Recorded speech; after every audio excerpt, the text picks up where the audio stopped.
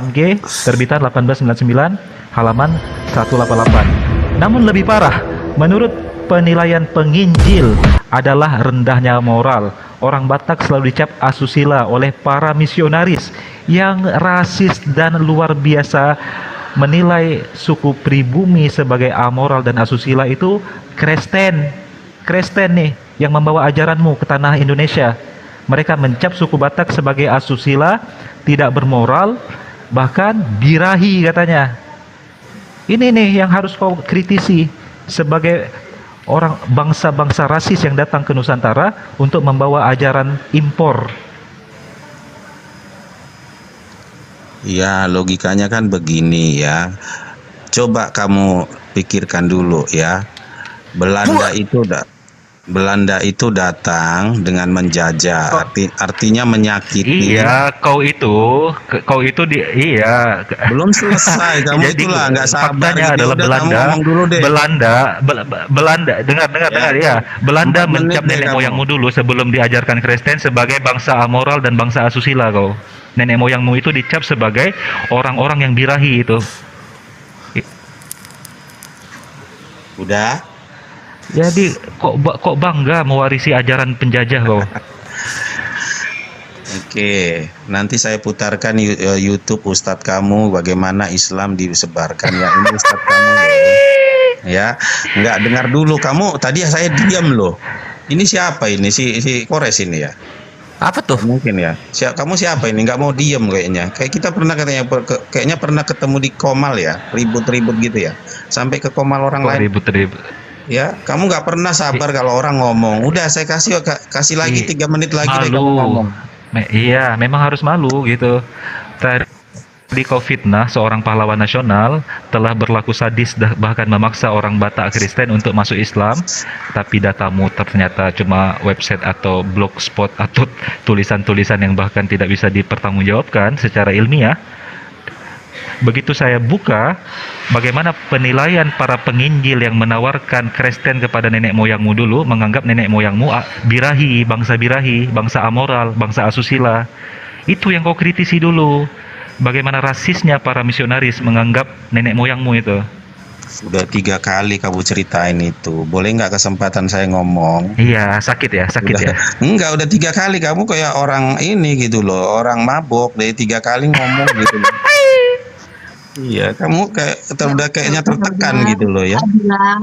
Untuk keadilan, silakan Bang Kris. Selama berapa menit kira-kira? Iya, suruh diamlah dia tuh ya. Ini apa? Ini tunggu, aku udah nemu. Dia bawa NU online, jadi salah dia bawa ini. Ini tuh NU online itu sebuah apa ya? Makanya kamu on cam dia tadi. Ya ini dia NU online lah. Disinilah letak salah satu daya tarik buku ini. Ia muncul secara original karena fokus kajiannya lebih ditekankan pada praktik penciptaan sejarah Batak itu sendiri, ketimbang menjajarkan peristiwa-peristiwa kesejarahan naratif seperti yang dilakukan kebanyakan sejarawan selama ini. Menariknya lagi, dokumen yang digunakan sumber penulis dalam menulis buku ini semula adalah warisan dari sang ayah sendiri, Sultan Martua Raja Siregar, cucu Tuanku Wali Sakti dan Tuanku. Ini dia bapaknya cerita ke dia sama dia dijadiin buku sih ya lah. Gua kira prasasti, inskripsi, makam-makam, gua kira yang kayak gitu-gitu datanya. Dia yang mengalami gimana sih? Gua kira literasi Belanda gitu yang dibawa. Enggak lah, orang dia mengalami saudaranya di ini gimana? Bapaknya cerita, dia masukin ke buku ya. Astagfirullah.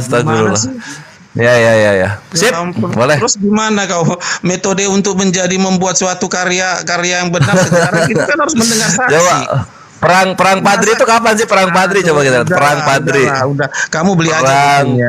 Jangan ketawa-ketawa gitu. Tadi lu bawa NU online tadi. Tadi bawa NU online. NU online-nya gua baca. Perang Padri tahun 1800 ini bapaknya hidup kapan ini? Belum meninggal bapaknya atau gimana? Kores. Boleh gantian dulu ya. Iya. Yang mau disampaikan. Ini ciri-ciri orang kalau udah ketawa gitu. Nggak apa-apa, biarin sedih. Iya. Silakan gantian. Boleh. Nggak apa-apa, memfitnah pertanggungjawabkan dulu fitnahannya. Nggak apa-apa, bener telanjangin itu kebohongannya. Bapaknya keren deh. Disampaikan dulu. Jadi gini Nanti ya. diketawain bareng-bareng di belakang. Silakan, Bang. Ya, gini ya. Harus kayak Mbak itu dong gitu ya. Jadi kita secara logika nih berpikir ya. Bagaimana suatu penjajah datang dengan menyakiti masyarakat yang ada di situ, tapi mau menerima agamanya. Logika kalian dulu ya. Bagaimana itu? Kok bisa ya Kristen? Iya, bagaimana gini loh. Kamu itu mencambukin orang, ya memaksa orangnya gitu ya. Tapi di satu sisi tanpa pemaksaan ya dia itu rela mengikuti ajaran kamu. Itu kan di luar, coba di thinking dulu ya. Maksudnya dipikir itu bisa terjadi gitu. Oh ya, ini udah gua pikirin. Udah gua pikirin. Jawabannya ada di sini jawabannya. Kamu diam dulu lah, Kores, nggak sabar. Belum. Oke. Kelihatan kamu tertekan sekali di sini loh. Gua kira mau langsung dijawab. Gua kira mau langsung dijawab. Ilmu itu aja kamu takut. Gimana lagi menghadapi apologi? Bukan takut, gua terhibur. Iya, kamu nggak berubah dari dulu, kocak kamu ya. Dari zaman Covid kamu udah begini terus. Ya, jadi begitu. Nah, itu harus kita pikirkan gimana orang Indonesia yang terjajah, tersakiti, terjolimi mau menerima Kristen gitu loh.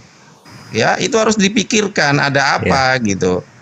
Ya, dan dari zaman sekolah SD pun kita tidak pernah mendengarkan orang Belanda itu menyiksa orang Indonesia di satu daerah karena tidak mau jadi Kristen. Nggak ada ceritanya itu.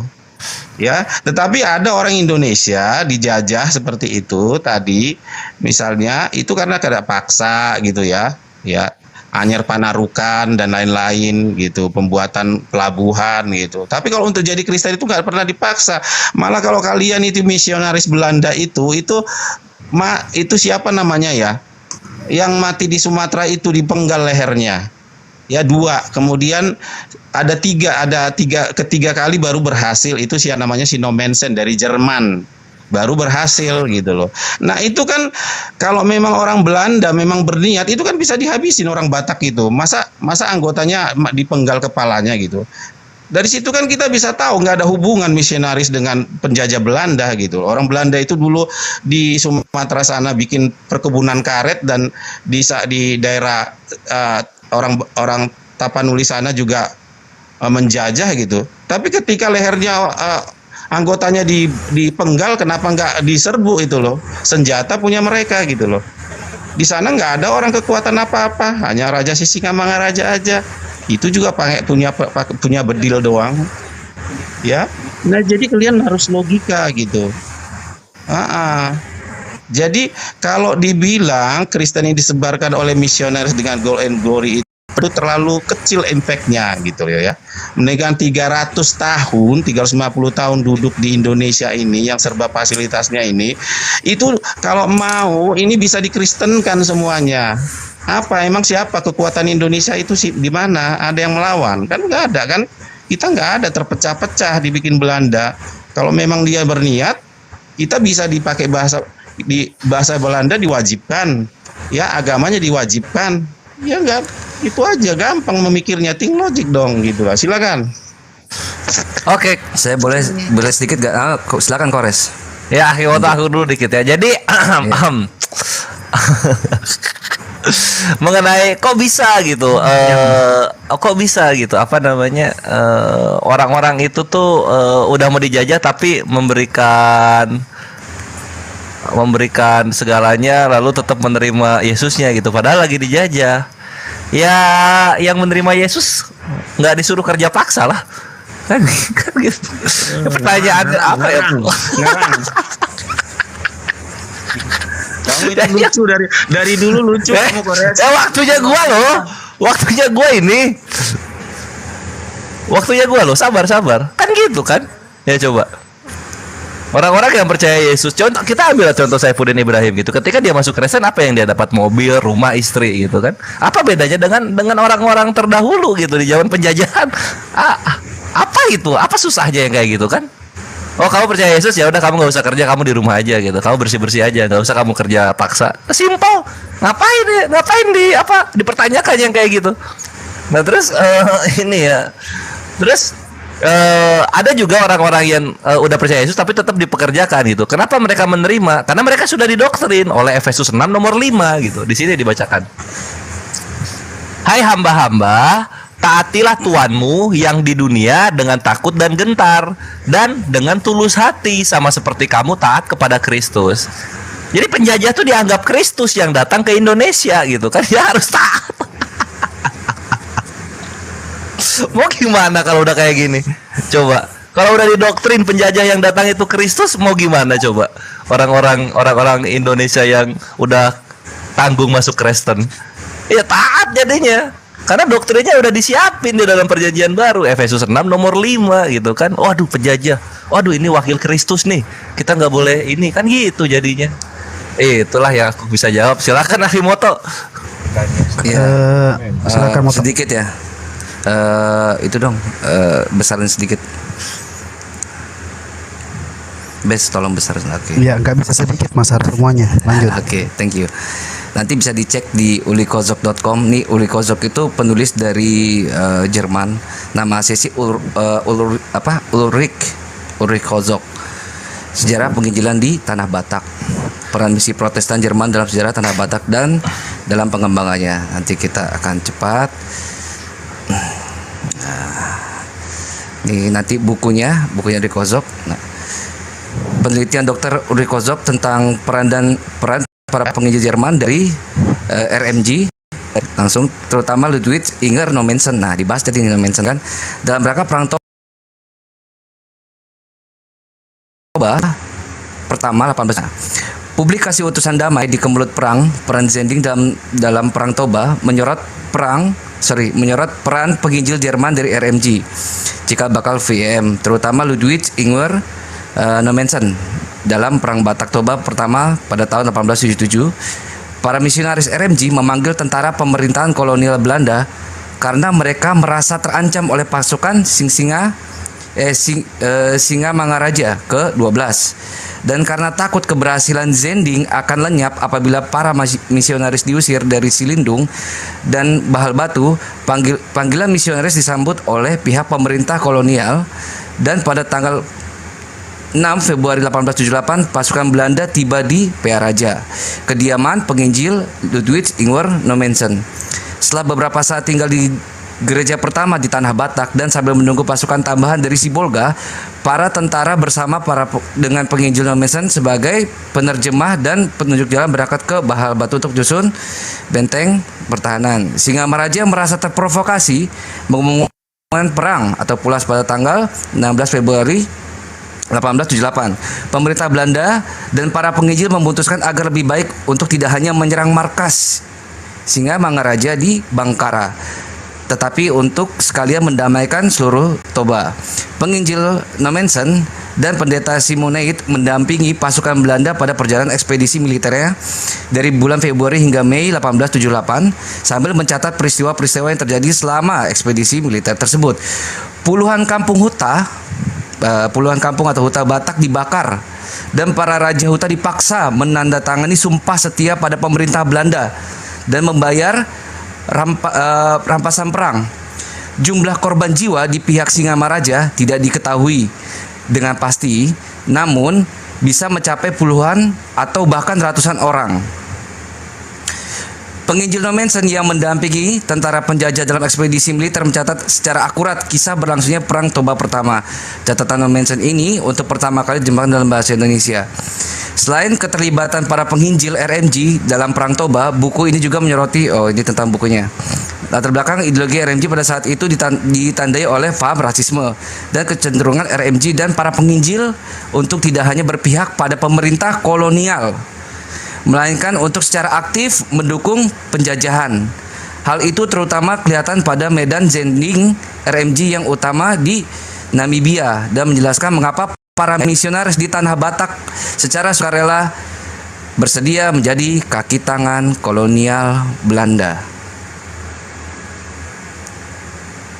Habis selesai. Thank you. Keluar. Hayo lo. Dibilangin. Saya minta 1 menit dong ya, dikit aja. Lanjut. Silakan. Dia kan Oten ini bertanya, 350 tahun Indonesia dijajah Belanda, buktinya kok sedikit atau minoritas jumlah Oten dalam penjajahan 3 abad itu? Jawabannya singkat, padat dan jelas. Karena ajaran Islam adalah ajaran yang telah menyebar dan telah dianut oleh penduduk Nusantara.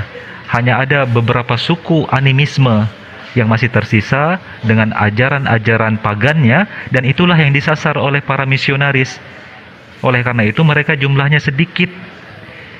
Oleh karena itu juga akidah kaum muslimin yang tegas dan jelas melihat Belanda ini sebagai kafir, penjajah, tertuang dalam literatur sejarah. Aceh misalnya tidak pernah ragu-ragu untuk menggelar Belanda itu dengan istilah kafir Belanda, kafir Belanda.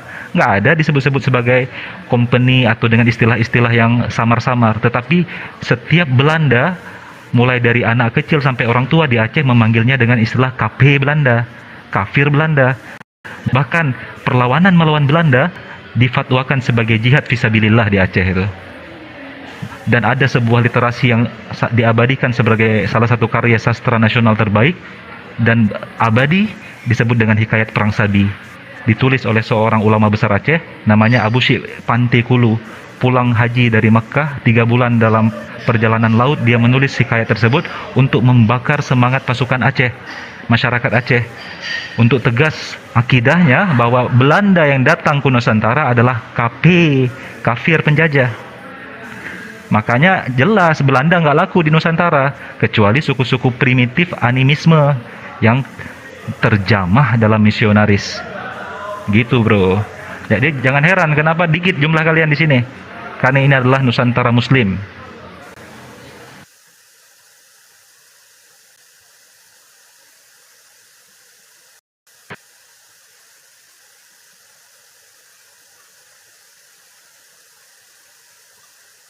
Iya, memang begitu. Karena sedikit, kenapa? Memang tadi dari narasi tadi kan sudah diketahui bahwa penyebaran orang Kristen itu memang beda media gitu, dari Zending, datangnya dari luar negeri.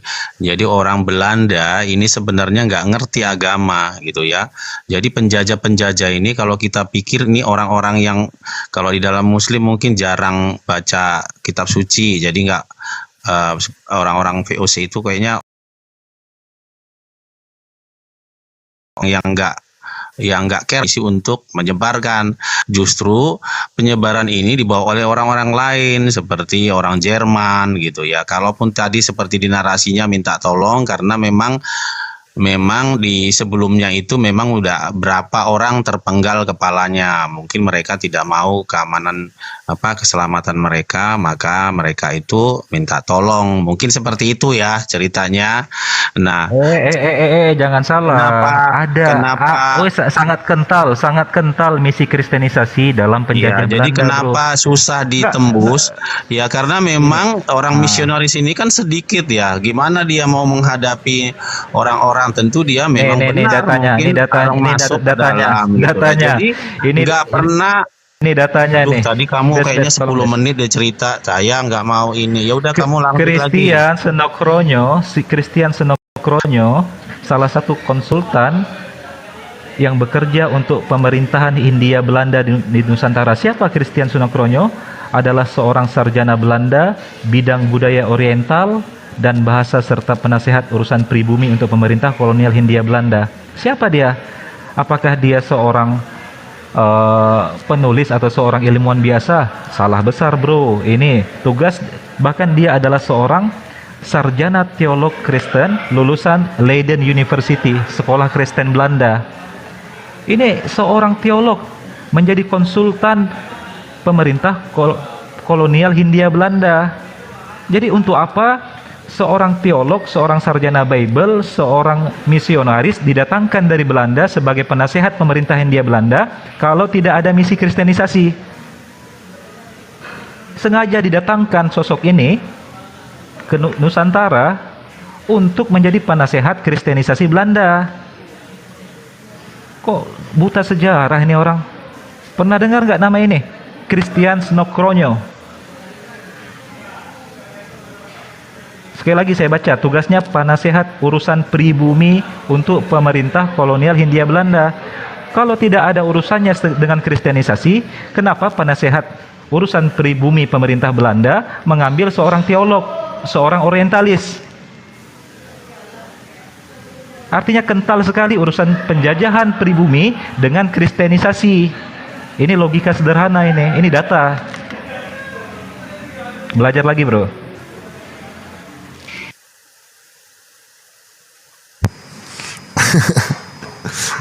Chris mau ngomong, Chris.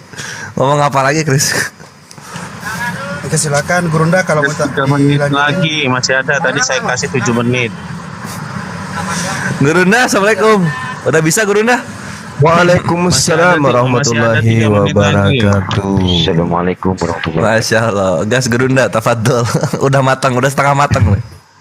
Iya, jadi yang saudara Kris tadi uraikan itu adalah dampak keputusasaan menyikapi fakta yang terjadi, jejak sejarah anak bangsa itu ya.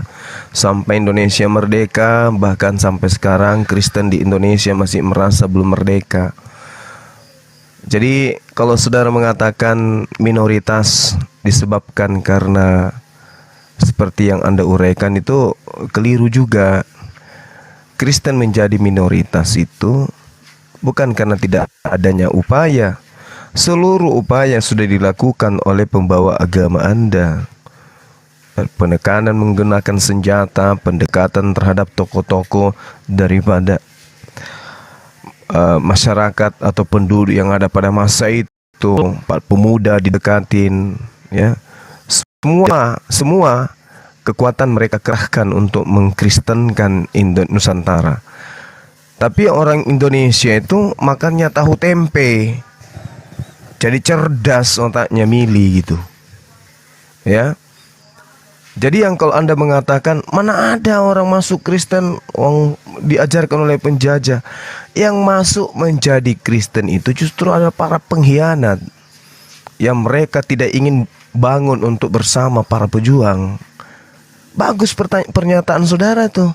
Bagaimana mungkin pribumi ikut ke agama penjajah? Ya mungkin. Pertama mungkin hamilisasi, budaknisasi. Banyak hal yang menyebabkan mereka menjadi Kristen, banyak. Ya, termasuk ya karena mereka diperbudak. Dan Anda harus tahu bahwa penjajah datang ke Nusantara itu tidak bawa istri. Bagaimana dia menjajah sampai ratusan tahun tidak melakukan hubungan biologis terhadap bini-bini mereka? Maka tentu pribumi yang menjadi tempat pelampiasan mereka. Itulah yang terjadi, itu fakta. Itu fakta. Tidak ada yang bisa memungkiri itu kemudian. Kenapa saya mengatakan demikian ya? Jujur saya katakan, yang kenal Bang semua pasti tahu. Saya punya masih sepupu tiga kali hari ini, kakeknya Belanda. Masih sepupu tiga kali dengan saya, masih keluarga dekat. Kakeknya Belanda, kami manggilnya kakek Belanda. Ya jadi mereka kawin-mawin memang dengan orang-orang yang kemudian ya lebih suka kemudian bersama jajah daripada ikut berjuang. Mereka tugasnya membersihkan gereja, ya, membersihkan kemudian rumah-rumah menir, mungut kemudian padi di sawah di warga-warga. Itulah mereka kerjaannya kayak gitu. Menjadi kaki tangan daripada penjajah. Itulah cucunya sekarang yang ada di tengah-tengah kita. Pernyataan saudara itu bagus. Mengapa mereka menjadi pengikut agama penjajah? Ya karena itu tadi, beberapa poin itu. Salah satunya itu karena tidak mungkin kemudian mereka berjuang kemudian masuk ke gereja bersama dengan penjajah beribadah. Itu nggak mungkin. Pribumi yang masuk ke gereja beribadah adalah pribumi yang berkongkoh, yang sembunyi di ketek penjajah. Itu pasti itu nggak bisa diragukan itu. Makanya ketika kemudian para penjajah ini kembali ke negaranya, ya gereja-gereja ini diwariskan kepada orang-orang yang menjadi kaki tangannya tadinya. Ya diantaranya generasi-generasi wanita-wanita yang mereka pakai. Seperti itu, Bung. Jadi mustahil kemudian kalau kita melihat ada agama Kristen sekarang ini yang keturunan dari pahlawan, tidak mungkin itu. Kalaupun ada ya paling 0, sekian persen. Sakit, ya itu fakta sejarah. Kayak mana lagi? Silakan. Masih ada 3 menit lagi Juma, lanjutin. Udah kamu aja lah, kamu nangis saja 3 menit, silakan. Enggak, terus aja. Ya silakan. Saya sambil ngupil-ngupil kok. Kamu nggak tahu mau ngomong. Upil saya belum lepas. Ayo lanjutin lagi. Kamu nggak tahu mau ngomong apa kan? Iya kan? Bahwa di dalam tubuhmu itu ada darah pengkhianat. Lanjut. Cuma kamu kelihatan kayak pintar gitu, paling pintar ngarang gitu ya. Ya, silakan Anda bantah, Ya. Silakan. Iya, bagi Keturunan pengkhianat. ya dalam Silakan. Mas, tadi ku kasih 3 menit nggak mau, lanjut lagi 3 menit. Silakan Anda bantah. Silakan Anda bantah pernyataan saya. Ada darah pengkhianat di dalam tubuhmu, oke? Silakan Anda bantah. Adalah tidak mungkin kalau bukan pengkhianat kemudian mengikuti agama penjajah, nggak mungkin. Anda lihat Israel sana. Berapa tahun mereka dijajah oleh kekaisaran Romawi? Berapa tahun? Berapa pengikutnya? Gak ada pengikutnya yang ikut tentara Romawi itu, agama Romawi. Gak ada. Orang Israel tetap kemudian mereka Yahudi hari ini. Mereka berakal. Gak ada pengkhianat di sana. Di sini di Nusantara ini, ya banyak mata-matanya Belanda, budak seksnya Belanda, tukang pungut upeti dari masyarakat, dari rakyat dan diperas. Siapa itu? Pengkhianat. Mana cucunya sekarang? Apa agamanya? Ya periksa KTP lu. Gitu aja kok repot. Oh, ternyata keturunan Londo Ireng lu. Londong ireng.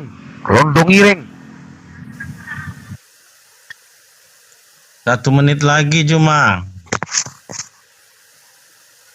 Udah.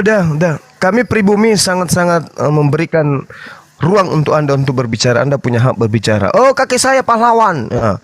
Habis itu mereka melawan penjajah. Habis itu hari Minggu sama-sama di satu ibadah. Ya udah, tambah lagi 2 menit. Ya. Nah, sama-sama kakekku begitu medan perang, begitu bunyi lonceng, kita berhenti perang dulu. Masuk dulu di gereja, kita ibadah sama-sama ya. Habis kita ibadah, Ya, saya kita sambil lagi makan sebelahan. saya sambil makan dulu. Habis Juma, itu kita ya. perang-perangan lagi. Pakai lauk daging babi ini enak. Yuk lanjut loh. Nah itulah, itulah tabiat penjajah gitu. Tabiat penjajah memang kayak gitu.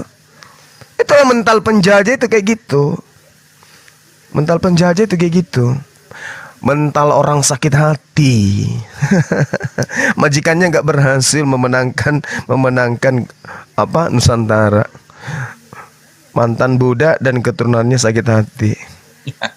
Kasihan kan?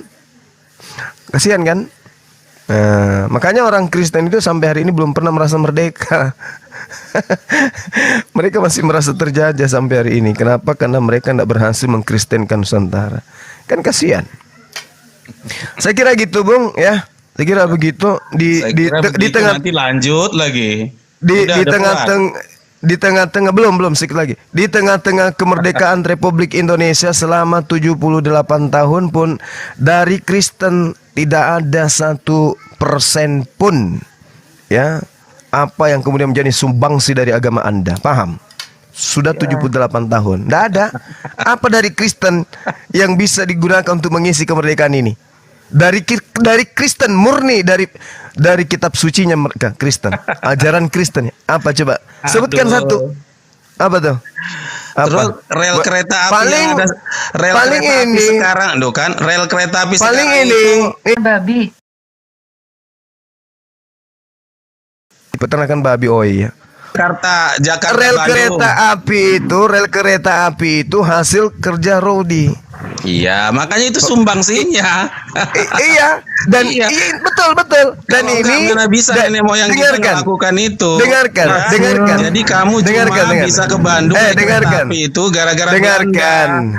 Dengarkan. Terus Tanjung Priok. Kamu ya. harus tahu, kamu nggak harus bisa tahu. kemana-mana kalau nggak ada Dengarkan, Tanjung Priok. dengarkan. Ya. Terus Yang Bogor. dipakai untuk membuat Bogor, rel Taman kereta Raya api itu Bogor. Ya, adalah tadi- hasil rampasan, Ya ampun, ya, Mas. hasil rampasan yang ada di pribumi yang hasil kerja Rodi juga, hasil kerja Rodi yang dipakai oleh penjajah membangun itu.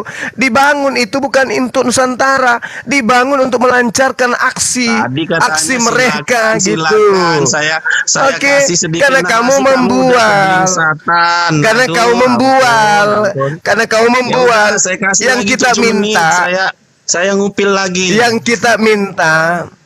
kita minta itu dari Kristen, bukan dari penjajah, kucluk. Bukan dari penjajah yang kita minta, dari Kristen. Apa sumbangsi Kristen terhadap Nusantara ini setelah merdeka? Apa? Coba kau sebutkan sepotong aja, sepotong. Kristen telah memberikan ini dan itu. Apa dari Kristen itu? Hah? Selain suara lonceng yang membuat sakit kuping. Itu aja pun. Udah. Jadi kamu jangan kau sakit hati, itu fakta, Nggak Bung, sakit fakta. hati, cuma kamu yang kelihatan Fakta. kerasukan gitu, histeris gitu. Itu loh. Cuman saya itu cuman fakta. ya. Itu fakta. Tadi udah saya kasih, nggak pernah Makanya- ngasih. Katanya silakan, makanya- tapi masih ngoceh aja. makanya kamu. orang Itu Kristen kelihatannya itu- dulunya gitu, cuma. Makanya orang Jadi Kristen itu begini, sebenarnya kalau mau jujur, udah, andai sebenarnya saja Bang, hatinya itu bisa dilihat, Sebenarnya andai boleh saja nggak sih aku hatinya ngomong? itu, andai Boleh hatinya orang Kristen itu bisa dilihat, sebenarnya orang Kristen itu mau sekali Indonesia ini bubar. Ya, boleh Andai aku saja ngomong? hatimu itu bisa dilihat. Ya, lanjut Ternyata lagi 3 di dalam menit, hatimu itu 10 tertulis menit. itu gitu. Ya, saya ngupil lagi Ya. nih. Ya kalau perlu kamu cuma mendengarkan aja, kamu mendengarkan aja di sini. Ya sejam kamu Karena duduk kau kamu nggak dengarkan siap kami mendengarkan saya, kamu akan jungkir Enggak, balik. kamu Juma. kamu duduk itu cuman aja, kamu duduk aja kau otaknya dengarkan aja kami kelihatan pintar memberikan ngomong, olah fakta. kata. Oke? Isi otaknya nggak ada. Oke ya. Kamu duduk aja supaya kamu tahu. Karena kamu nggak Saya katakan tahan mendengar saya katakan bantahan sama saya, kamu. udah takut kamu. Saya katakan sama Ya, kamu. kamu itu dilihat Tidak orang seperti ada pintar, tidak Bunda. ada satu Ilmu kamu itu aspek nggak ada, pun Juma. yang berasal dari Ya, Bible sama orang yang aja bisa kamu kelihatan pintar. dianggap Ngadapin sebagai saya aja kontribusi kamu udah untuk negara. keblingsatan. Aduh, Itu yang fakta, dari itu tadi fakta kamu itu. ngasih waktu ke Itu saya, fakta. tapi saya ngomong sepatah kata Itu udah fakta udah bahwa batal tidak lagi. ada satupun dari Ini Bible yang ini menjadi cuma ada kontribusi 1000 kemerdekaan loh penonton Republik kamu. Indonesia. Mereka menilai mana kamu Paham yang ya? pintar ya. Paham ya? Nah, Tadi kamu jadi suruh teman-teman, saya, silakan. teman-teman, Kristen Giliran itu saya adalah ngomong satu barisan kata, sakit hati udah hati. atas merdekanya Republik Indonesia. Ampun. Orang sakit hati, Lucu apalagi kamu, dengan Juma, coba apalagi kelihatan dengan itu ya. apalagi dengan Kelihatan kamu merdekanya pintar, Indonesia tapi- ini. Aduh, ya ampun. Disebabkan karena pekikan Allahu Akbar, mereka semakin sakit hati.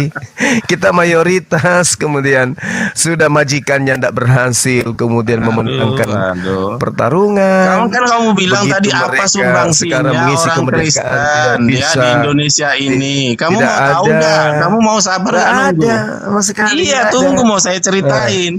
Kalau Gimana rel saya- kereta api itu, Enggak, rel bukan kereta itu. api itu Bukan hasil itu, kerja Juma. Rodi. Bukan itu lagi, itu Paham? kamu cuman bilang Material rel yang kereta api digunakan aja, kamu juga list. hasil dari merampok. Gimana lagi? Hasil dari merampas. Hasil dari merampas rempah-rempah dan apa yang ada di Nusantara ini. Itu yang mereka pakai membangun. iya, Bukan dari yang Belanda dia lainnya. kirim ke Makanya sini. sabar, Bukan. kamu mau nggak? Itu Mau nggak milik aku kasih pribumi. Ya ampun. Itu milik pribumi.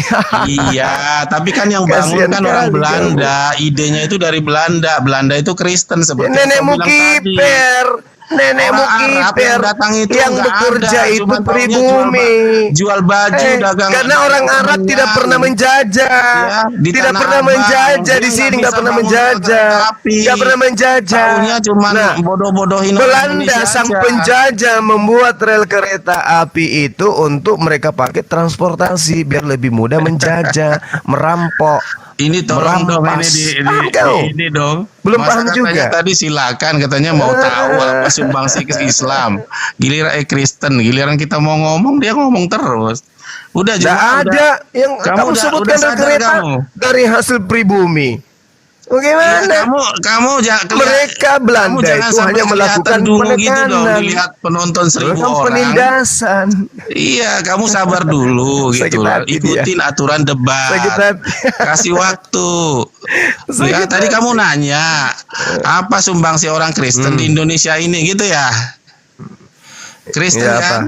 Ya, sabar ya, jangan di ini ya. Udah? Iya, Oke. udah. Ya, Juma Apa? Haleluya. Tuh ya. Ini orang Kristen orang Indonesia apa nggak mungkin ya, orang Indonesia kan masih terjajah. Nggak mungkin gitu ya, Juma Kristen, ya. Kristen Ya, Kristen Indonesia dunia kan itu yang apa ada ya? kan cuman pengkhianat Iya, cuman itu. dia ya pengkhianat. memberikan 2 bom di Hiroshima dan Nagasaki meledak Apa hubungannya? Apa Ya. hubungannya? Nggak ada hubungannya itu. dengan Nggak ada sebutan satu hubungannya. kata aja haleluya. Indonesia bisa terlepas Nggak dari ada jajahannya. hubungannya. Kalau enggak kamu sampai sekarang Nenekmu kiper. ya. Itu cuma ya. Genosida sebagai prestasi. Ya kalau Sebenarnya enggak, dia nggak ngaku bisa. lah. Aduh, membantai anak-anak dan perempuan sebagai prestasi Oten ternyata. Hancur. Ya, silakan nikmati itu. Londo ireng. Kamu tahu sejarah. Londo ireng. Ya makanya Sakit kamu hati, bilang sakit tadi hati dia. ya, kalau nggak gitu mana ya mana memungkinkan ya sampai sekarang mungkin kita masih terjajah gitu loh ya. Loh, Waduh. Ya nenek moyangmu oh, juga nenekmu nggak mungkin. kiper. Nggak ada, Kamu orang pakai keris pertama nggak yang bisa, kuludai gitu matanya. loh. Ya Kalau sampai paham sekarang sejarahnya. Belanda kemudian masih Ya, menjajah. makanya belajar Ya, itu nggak sejarah mungkin. perjalanan bangsa Itu nggak Indonesia ya. Udah Nah, kita Itu belajar baru sejarah, proklamasinya belajar doang loh. Itu sejarah. baru apa? Justru dari dengan orang Amerika itu cuma Justru- bilang haleluya. justru Cuma dari ngasih doa sejarah. aja, udah. Justru dari sedangkan sejarah orang ini, Muslim, justru ya, dari hasil sejarah ini kita tahu bahwa kamu adalah darah pengkhianat. mau di dalam pengkhianat tubuhmu mau itu enggak darah dia membantu pengkhianat itu. kita ya aslinya. Ya, haleluya, haleluya. Agresi militer 1 dan 2. Kesempatan untuk membantu. Ya jangan-jangan kamu Membantu dalam kita. sejarah PSBB. Kamu ada di barisan mana? Kakekmu ada di barisan mana? Aja kamu, aduh. Kakekmu ada di barisan mana? Bendera cuma golongan Pada jidat saat hitam. pada saat orang kamu golongan jidat berjuang hitam ya? memerdekakan Celana cangkring Indonesia. ya? Saya belum pernah sih lihat kau Kakekmu aslinya. itu ada barisan mana? Kakekmu ada di barisan mana pada saat perjuangan? Jawab. Ya itu yang ngirim Jadi, itu Tuhan Yesus ya, yang membantu kita itu Yesus gitu loh. Kalau enggak kita bangsa Indonesia enggak akan. Ya emang Yesus ngelempar bom. Yesus juga yang ngirim agresi militer 1 Belanda. Iya. Itu 47. Agresi militer 2 juga itu Yesus juga tuh. Itu di 48. Makanya cuma kamu belajar ya. Kamu coba jujur. Belajar Coba kamu jujur dulu. Kamu coba dulu. Sekali kamu belajar. Kamu bahasa coba dulu. Kepercayaan Indonesia. Kamu Ya, coba tadi jujur. Kamu kan udah nanya udah Chris, puas Chris, kamu kan. kamu coba jujur. Sekarang kamu ceramah. Pada udah. saat perjuangan Saya kasih 1 jam, kemerdekaan, kamu saya mukul dulu kakekmu itu berada di kubu mana kakekmu? Pada saat perjuangan Republik Indonesia kemerdekaan, kakekmu berdiri di kubu mana? Di penjajah atau di pejuang? Kan cuma ada 2. Kakekmu di mana? Chris? Di rumah Menir, Doro. Kakekmu sebagai Di rumah Menir. Londo ireng. kakekmu Bersihin kakekmu arloji berada di sama posisi nyuci mana? pantofel. Oh gitu. Jangan-jangan kakekmu tukang ini. Jangan-jangan kakekmu itu tukang sikat giginya Belanda, bukan? Katanya. Coba giginya, bibirnya dibuka Menir, biar ku sikat. Nah, disikatlah oleh kakekmu itu, ya kan? Kalau Betul kan? nggak ada Amerika, ya nenek moyangmu Amerika. cuma jadi pelampiasan Amerika gitu loh, curi, ya. tahu nggak Makanya Amerika kamu harus curi. berterima kasih Amerika dengan curi umat Kristen. rumus Albert Dalam Einstein, hal tahu nggak? ini Dicuri diwakilkan itu, oleh Amerika dicuri gitu loh. yang sudah lebih dulu Katanya haleluya, gimana sih ya, itu? dengan menjatuhkan 2 kali Sakit hati 2 bom di Nagasaki Nah, itu dengan haleluya. Hiroshima, dengan teriak haleluya. Enggak, dia Itu curi, semua dia berakhir. curi rumus Artinya atom, nenek moyangmu Cuma kakekmu itu terselamatkan dari orang Jepang, kita Ah, tahu terus Jepang kakekmu, itu semua, terus kakekmu ya. saat itu, ngapain? Makanya kamu kan Enggak, aku kamu tanya, harus berterima kakekmu kasih saat itu. dong. Kakekmu saat itu ngapain? Kakekmu saat itu ngapain?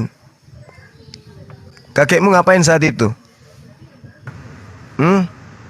Jadi jongos. Kakekmu ngapain saat itu? Ngintip anak Belanda mandi? Ya, kakek lu. Oh, punya kakek. Kok cucunya bisa menjadi penganut agama penjajah? Kayak mana ceritanya? Aduh, kakek lu itu coba masih hidup sekarang ku cabut kumisnya. Pakai cangkul. Orang lagi berjuang, dia malah jilat kakinya penjajah. kakeknya numpang di rumah menir. Nah itu dia makanya. Karena dia nggak mau jadi pejuang, dia dimenir. Cucunya pasti menjadi pengikut agama penjajah. Makanya sampai hari ini mereka sakit hati. Hanya orang halu terdoktrin ajaran sesat yang mengatakan Indonesia merdeka karena Yesus. Hanya orang gila yang mau ikut agama penjajah, itu aja sih kalau saya. Terus orang Kalau Arab bikin apa di sini? Jualan bawa baju di Tanah Abang. Sumbangsinya ya, Arab- Juma. Arab nggak pernah menjajah. Iya, Di sini, sumbangsinya iya. apa? Kan tadi kamu bilang Iya, apa sumbang sumbangsi? Bu. Dengarkan. Dengarkan. kuburan keramat. Itu Dengarkan. aja. Membuat Kalau Belanda itu bangun jembatan, penduduk Nusantara, pelabuhan, membuat lapangan terbang, penduduk Nusantara hutan, pendidikan, bersatu, sekolah, berjuang kedokteran. melawan Sebentar penjajah. Arab itu bikin kuburan Coba. keramat yang kamu Coba. sembah-sembah Juma. Jadi orang Arab datang mengajarkan Islam, penduduk Nusantara kemudian memeluk agama Islam dengan roh Islam, kemudian mereka menyatu melawan Kristen penjajah. Itu hebatnya bangsa Arab. Ngerti? Dia datang mengajarkan Islam. Islam mengajarkan persatuan, semangat perjuangan, jihad. Hanya Terus bisa Islam nggak mengajarkan menang semangat dia perjuangan, mengajarkan jihad. itu, ya? Bisa Lalu nggak kemudian terusir Belanda? mengusir Bisa nggak penjajah, terusir Jepang? mengusir, Siapa yang ngusir mempertahankan Jepang dari 300 sini, tahun Juma? Jangan lebih. bodoh Bayangkan, kamu. bayangkan. Kamu 300 harus belajar, tahun lebih. ya. 300 Yang mengusir tahun itu, lebih Nusantara yang mengusir ini Jepang dari Indonesia itu diperjuangkan bukan orang kemudian. Arab, Juma. Coba. Ya, Hebat belajar sekali kan? kamu, Luar PSBB. biasa bukan? Ya, yang mengusir biasa. itu adalah ketika dijatuhkan bom Hiroshima dan Nagasaki. Ya, bukan orang Arab. Diulang-ulang lagi dia nih. Jepang yang duluan serang Amerika, tahu nggak? Baru dibalas. Ngerti nggak? Ini jadi- di seleb ini. jadi Berarti ini menurutmu- Tuhan itu manusia apa bukan? Jadi Tuhan manusia apa menurutmu, bukan? jadi menurutmu Chris, Indonesia merdeka itu hadiah? Udahlah, Arab itu apa jasanya? Enggak, saya tanya Balik-balik dulu. lagi Apa jasanya Juma? Jadi menurutmu, Jualan kain, jadi bikin menurutmu keramat, bikin Indonesia makan itu keramat di Tanjung merdeka Priok. karena hadiah gitu. Ya, Indonesia buktikan, merdeka. ceritakan apa jasanya orang Arab ini. Enggak, saya tanya dulu. Kamu tadi kan bilang apa jasa orang Saya Kristen? tanya dulu. Jadi apa jasa menurutmu- orang Kristen dengan ke Indonesia Jadi kemerdekaannya? Gila, menurutmu kita tanya itu- kamu terkencing-kencing Juma. Jadi menurutmu, Histeris. jadi Ya. menurutmu kemerdekaan Terus Republik kamu Indonesia itu saya hadiah. balik lagi tanya Juma apa? Hadiah, perannya hadiah dari apa, Kristen. perannya orang jasanya orang Arab datang Udah ke dijawab sini. tadi jasanya Arab, udah dijawab tadi. Iya, bisa nggak Kupimu ngusir taruh mana Belanda? sih? Woi, kupimu taruh mana? Udah dijawab Makanya tadi. Itu si Juma udah 10 kali ngomong nggak kau protes. kupimu taruh mana? Udah dijawab Saya tadi. 2 kali aja kau protes. Jadi kamu ingin mengatakan bahwasanya kemerdekaan saya istirahat dulu ya, RI udah itu malam. Selamat malam Juma. Kamu kelihatan pinter tapi otak Udah. ya dungu ya. Nangis, Tidak nangis, tahu sama nangis. kayak Salam, Lonto irit. salam persahabatan, salam satu. Jepang mau Satu coba apa? Amerika mau Satu jajah apa? loh. Iran. Tuhan memberkati Satu Anda. apa? Jurus selamat ya. Anda berani dia mengatakan satu NKRI karena sebenarnya dia benci dengan NKRI. Benci dengan Indonesia merdeka. Parah. Karena begitu penjajah pergi meninggalkan Nusantara, penjajah kakinya pergi. kembali jadi petani. Keturunan penjajah pergi. Kakeknya menjadi petani kembali. Enggak. Dasar. Dia Keturunan dia ingin penjajah mengatakan bahwa Republik Indonesia merdeka karena hadiah dari Kristen. Makanya dikatakan tadi dengan sekali bilang haleluya, Indonesia merdeka katanya. Ya mantap kali. Itu namanya PHP doang itu. Harapan palsu, lu kiper lah. Ke Amerika. Coba dijelaskan lagi Bang Juma, itu tadi pertanyaannya, dia nggak dengar tuh bahwa siapa yang membawa, bangsa apa yang membawa agama Islam di Indonesia berkembang terus melawan penjajah, itu dijelaskan dulu deh. Iya, cari aja dulu Islam masuk ke Nusantara ini abad keberapa. Islam masuk ke Nusantara, kemudian kerajaan-kerajaan Islam berdiri di mana-mana. Mereka membangun persatuan, kemudian mereka mengajarkan semangat jihad fisabilillah, ya. Makanya kemudian mereka punya slogan berjuang atau mati syahid, kan gitu ya. Apa anunya, simbolnya para ulama Hidup pada saat itu, mulia atau mati syahid. hidup mulia atau mati syahid. Itu Masya Allah. dan itu menjadi patron, menjadi habit mereka dalam memperjuangkan negara ini. Ya, hidup mulia atau mati syahid. Dan itu tidak ada kata tidak. Ya, itulah Islam yang disatukan kemudian oleh semangat juang para ulama. Mereka gigih mempertahankan. Nah, inilah yang kemudian menyatukan daripada rakyat Indonesia untuk kemudian melakukan perjuangan melawan penjajah.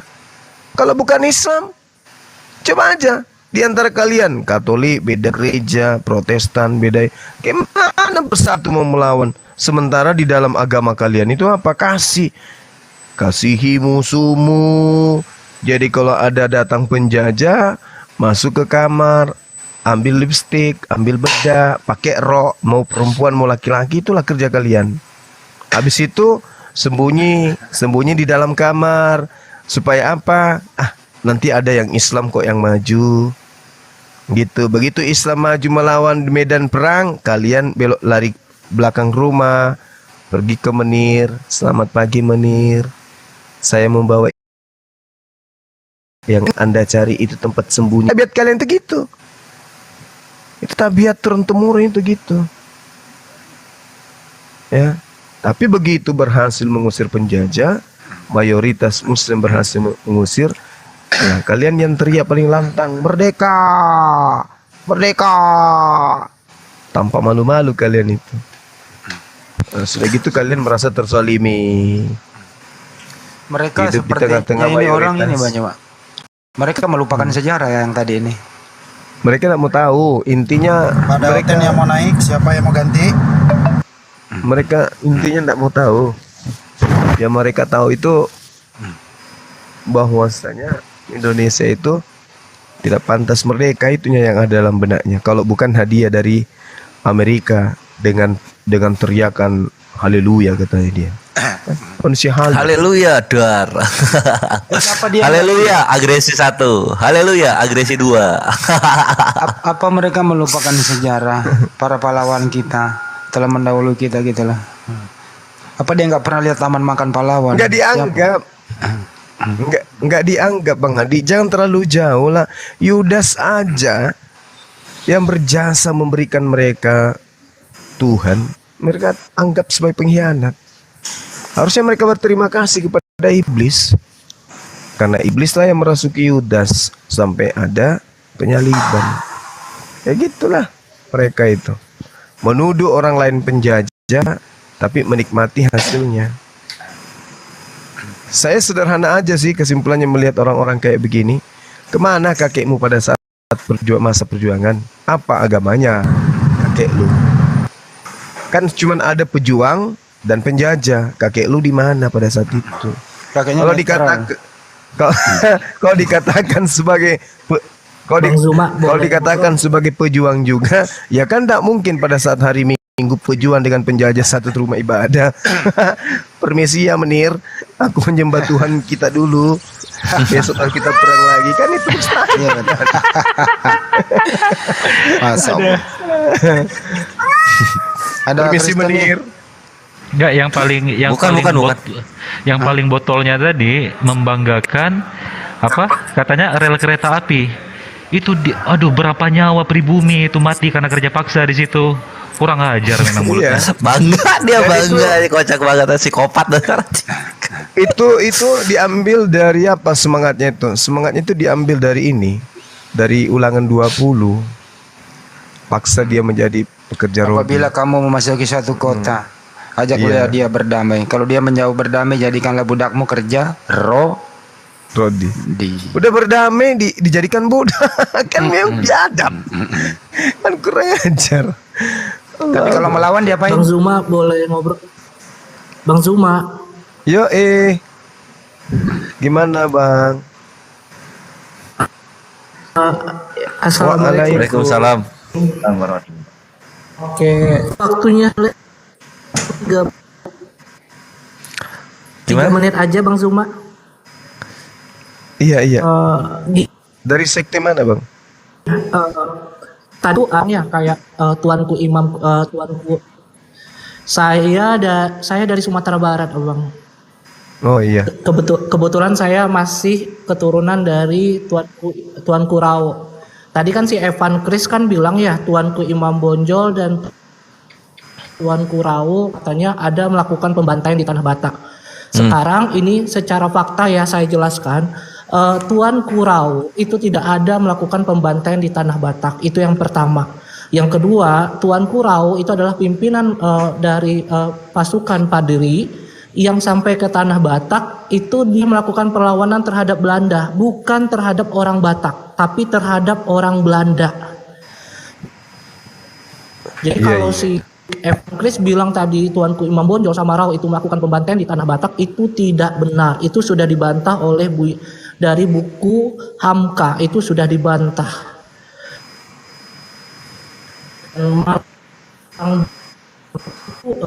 Tuanku Rao adalah keturunan mereka sudah meyakini perasaan kami yang dari Sumatera Barat. Kebetulan saya tinggalnya di perbatasan Sumatera Barat dengan Sumatera Utara. Di daerah perbatasan itu kita ada namanya orang Tapanuli, ya, orang Tapanuli, ya, bukan Minang, bukan Batak, ada orang Tapanuli. Harus menyakiti paan kami dari Sumatera Barat. Itu yang pertama. Yang kedua, Evan setelah kami pembantaian itu tidak. Akhidame, tolong cari kalau nggak lantai 2 ke luar rumah, suaranya putus-putus, pesannya nggak nyampe. Oh iya. Sekali. Ya nggak apa-apa, ditungguin kok, nggak apa-apa. Udah? Oke, siap. Lanjut. Iya, Bang Kores. Gimana? Udah bisa, Bang Kores? Lanjut dulu ya, silakan. Tafadhol. Suaramu kecil. Oke.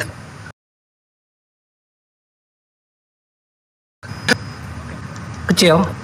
Udah bagus. Iya, bentar. Ini jaringan. Ya, sambil benerin jaringan, aku mau ngasih tahu ya.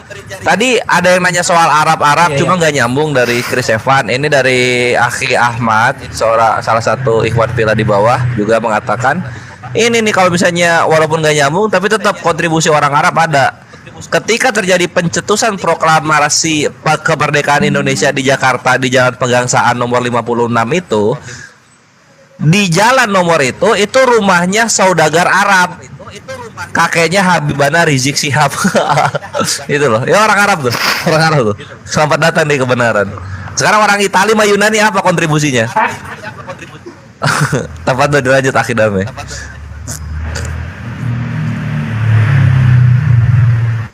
Itu siapa? Itu di mute dong, host. Bes.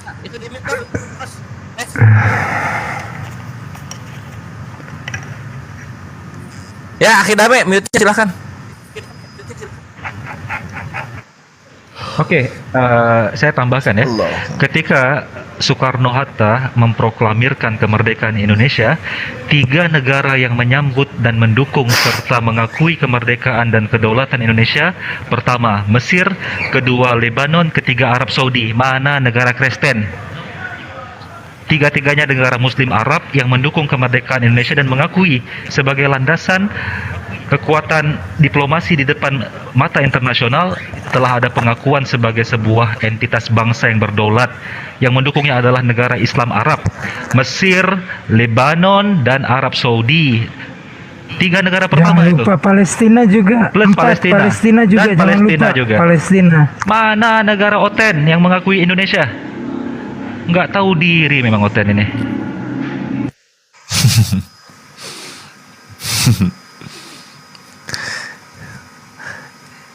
Ya, silakan akhir dame. Oh, pedas banget Bang Ali. Woy.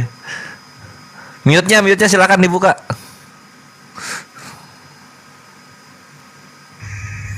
Oke, udah kedengaran Bang Kores? Gas lanjut, bagus banget. Oke, udah ya.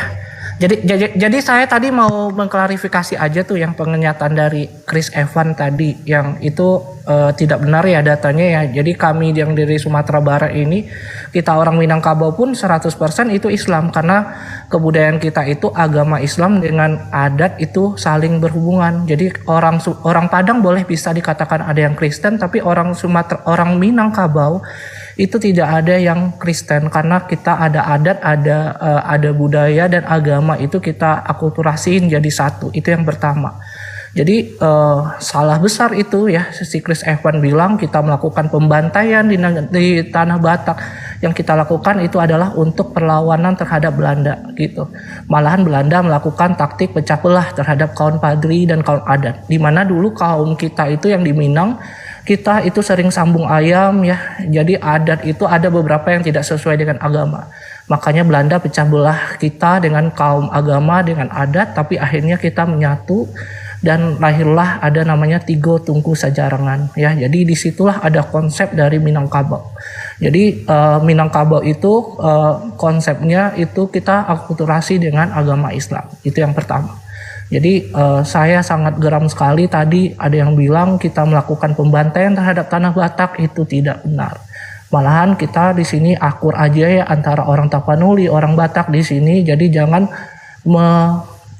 jadi ada sumbu atau kayak ada rasis, kita nggak ada sama sekali di sini. Itu ya Bang Kores ya. Saya ingin mengklarifikasi. Orang Padang itu ada yang Kristen, tapi orang Minangkabau, orang Minang itu tidak ada yang Kristen. Itu yang pertama.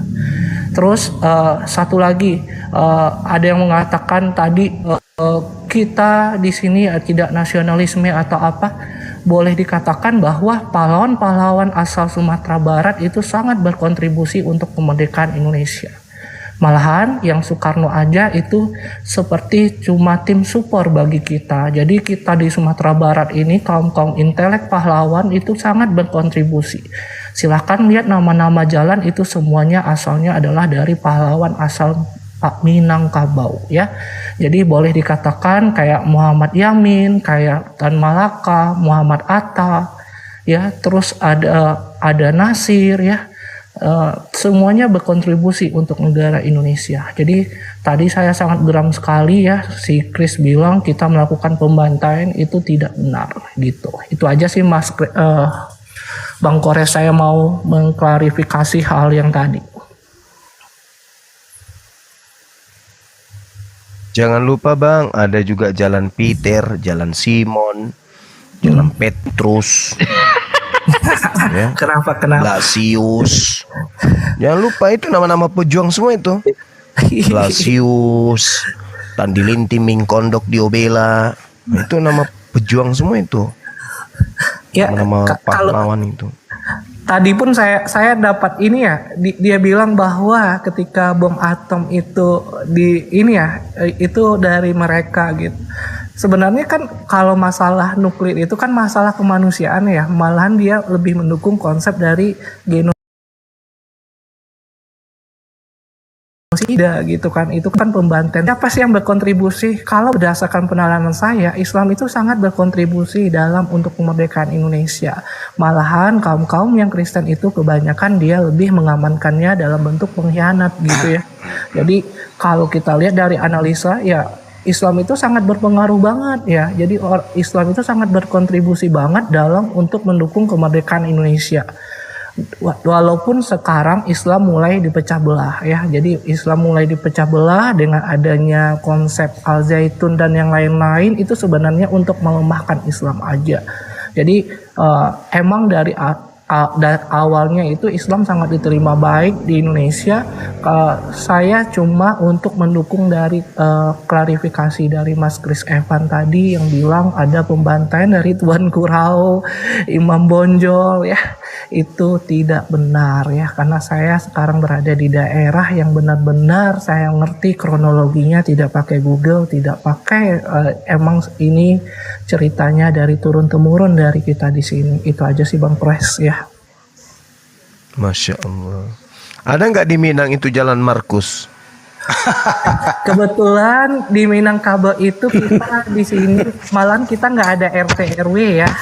Jadi kita di sini ada kenegarian. Jadi kita ada otoritas sendiri. Jadi tidak ada Jalan Markus di sini. Terus kalau di sini sekolah-sekolah yang orang Kristen, kalau di Minangkabau itu orang Kristen, kenapa ya? Orang Kristen kalau di Minangkabau itu yang ceweknya itu pakai jilbab malahan, karena kita pengen supaya tidak ada perbedaan, mereka pakai jilbab tapi kita tidak memaksakan dia untuk Islam, untuk melindungi dia aja gitu. Dan di sini kita aman-aman aja. Kalau ada yang bilang toleransi kita jelek di sini, kita tidak pernah ada pembantaian. Yang kepanjangan lah. Ya itu aja sih Mas Numa. Oke, thank you Bang. Iya sama-sama ya, saya sangat fans banget nih. Satu orang dulu, Dem, saya mau nanya kamu Dem, satu pertanyaan. Iya. Menurut kamu yang membawa Kristen masuk ke Nusantara siapa ya? Yang membawa Kristen yang masuk ke Nusantara itu Portugis, ya kan ada 3 S dulu, ya kan. Selain Portugis siapa lagi?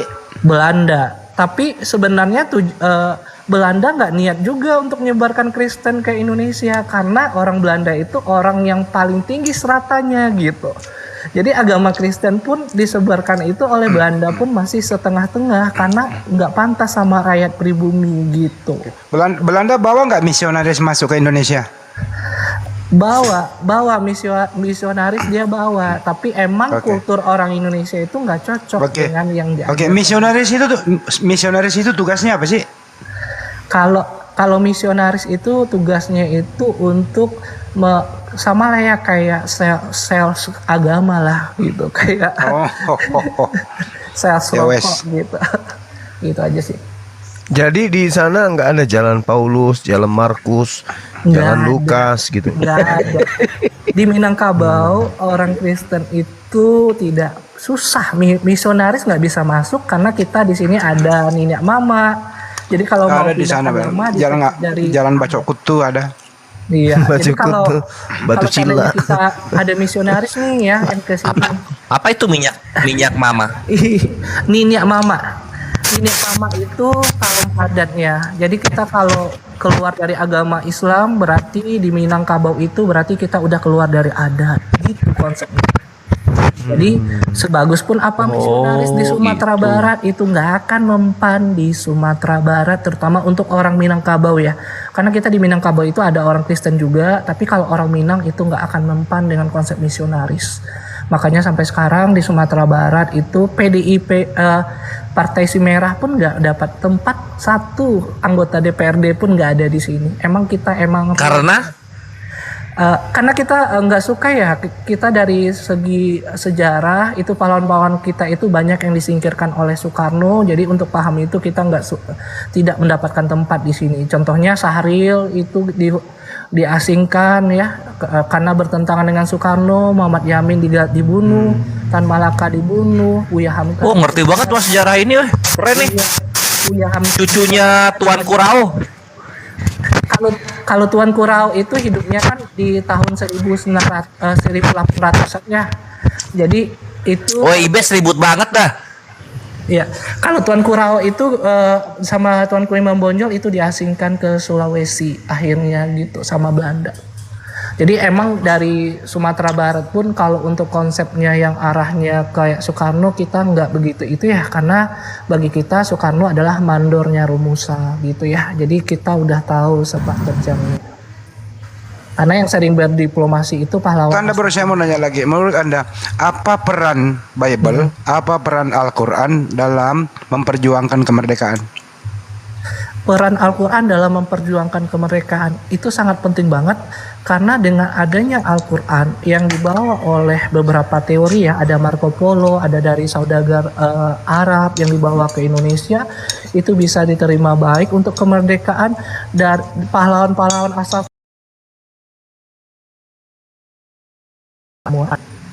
Buya Hamka Al-Quran. Jadi untuk cara diplomasinya pun itu pedomannya kita ke Al-Quran semua. Jadi itu sangat berperan banget ya, Bang Zuma. Peran Bible apa? Kalau bagi kita, karena kalau untuk masalah peran Bible, karena Bible itu kan ada revisian ya. Jadi sebenarnya tidak ada hubungan dengan yang ada di Indonesia, nggak bisa dipakai. Soalnya kan peran Bible kali ini Anda kalah argumentasi dari saya.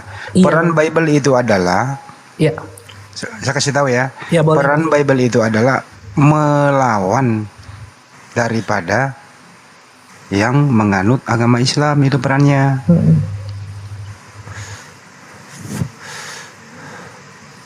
Melawan. Kan peran juga namanya kan?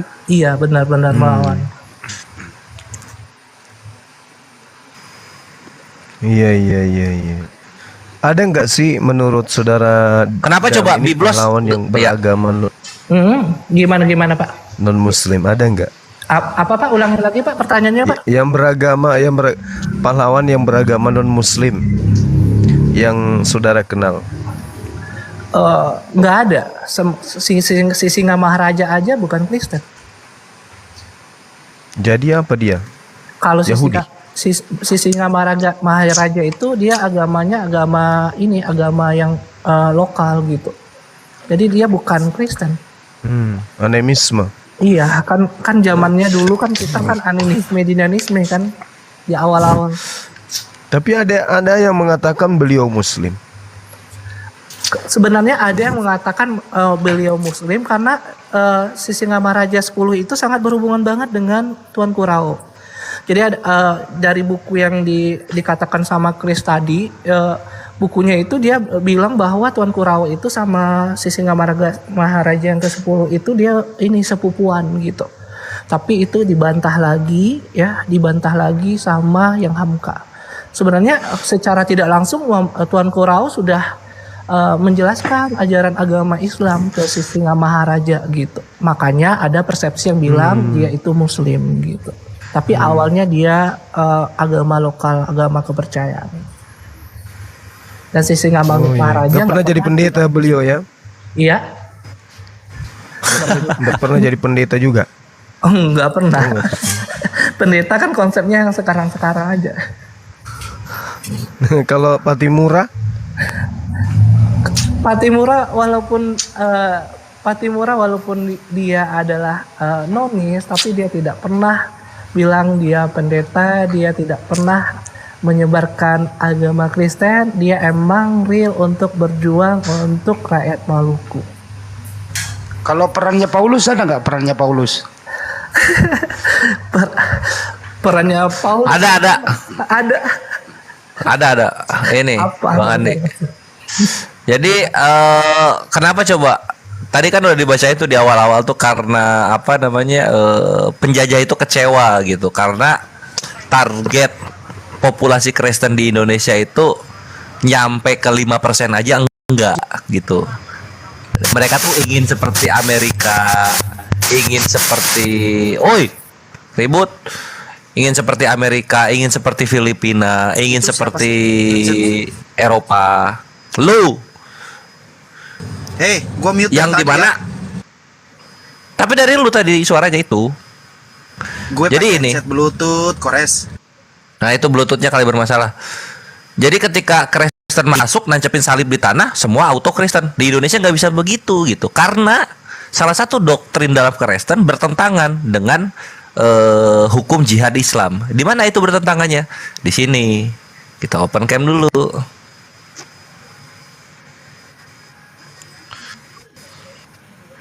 Terus Bang Kores, ini ya, Yes. mau saya tambahin sedikit lagi nih Bang Kores. Kenapa sih agama Kristen itu nggak bisa Kok malah masuk sampai ke depan? Indonesia? Itu ada namanya adalah zaman dimana pada tahun 1950-an itu ya, zaman dimana yang Belanda dan orang-orang yang asalnya Eropa itu dimusnahkan kayak genosida situ, tapi nggak dibunyi dalam sejarah. Iya, itu masa bersiap. Masa bersiap di situ kan dalam sejarah kan sengaja nggak dibunyiin ya.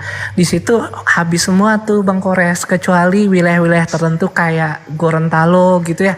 Kenapa sih orang Gorontalo itu ganteng-ganteng mirip Belanda? Karena di situ nggak ada masa bersiap gitu. Jadi penyebaran agama Kristen emang terbatas di sini karena nggak cocok, nggak bisa diterima nalar oleh orang Indonesia gitu.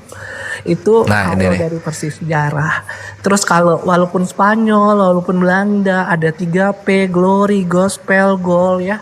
Sebenarnya misi mereka nyebarin agama awalnya, tapi akhirnya dia terlena untuk mendapatkan harta, terutama bumbu masakan ya, karena Indonesia dijajah gara-gara bumbu masakan nih, rempah-rempah. Tapi sebenarnya bukan konsep penjajahan sih awalnya, imperialisme itu adalah konsep di mana masih bayar gitu.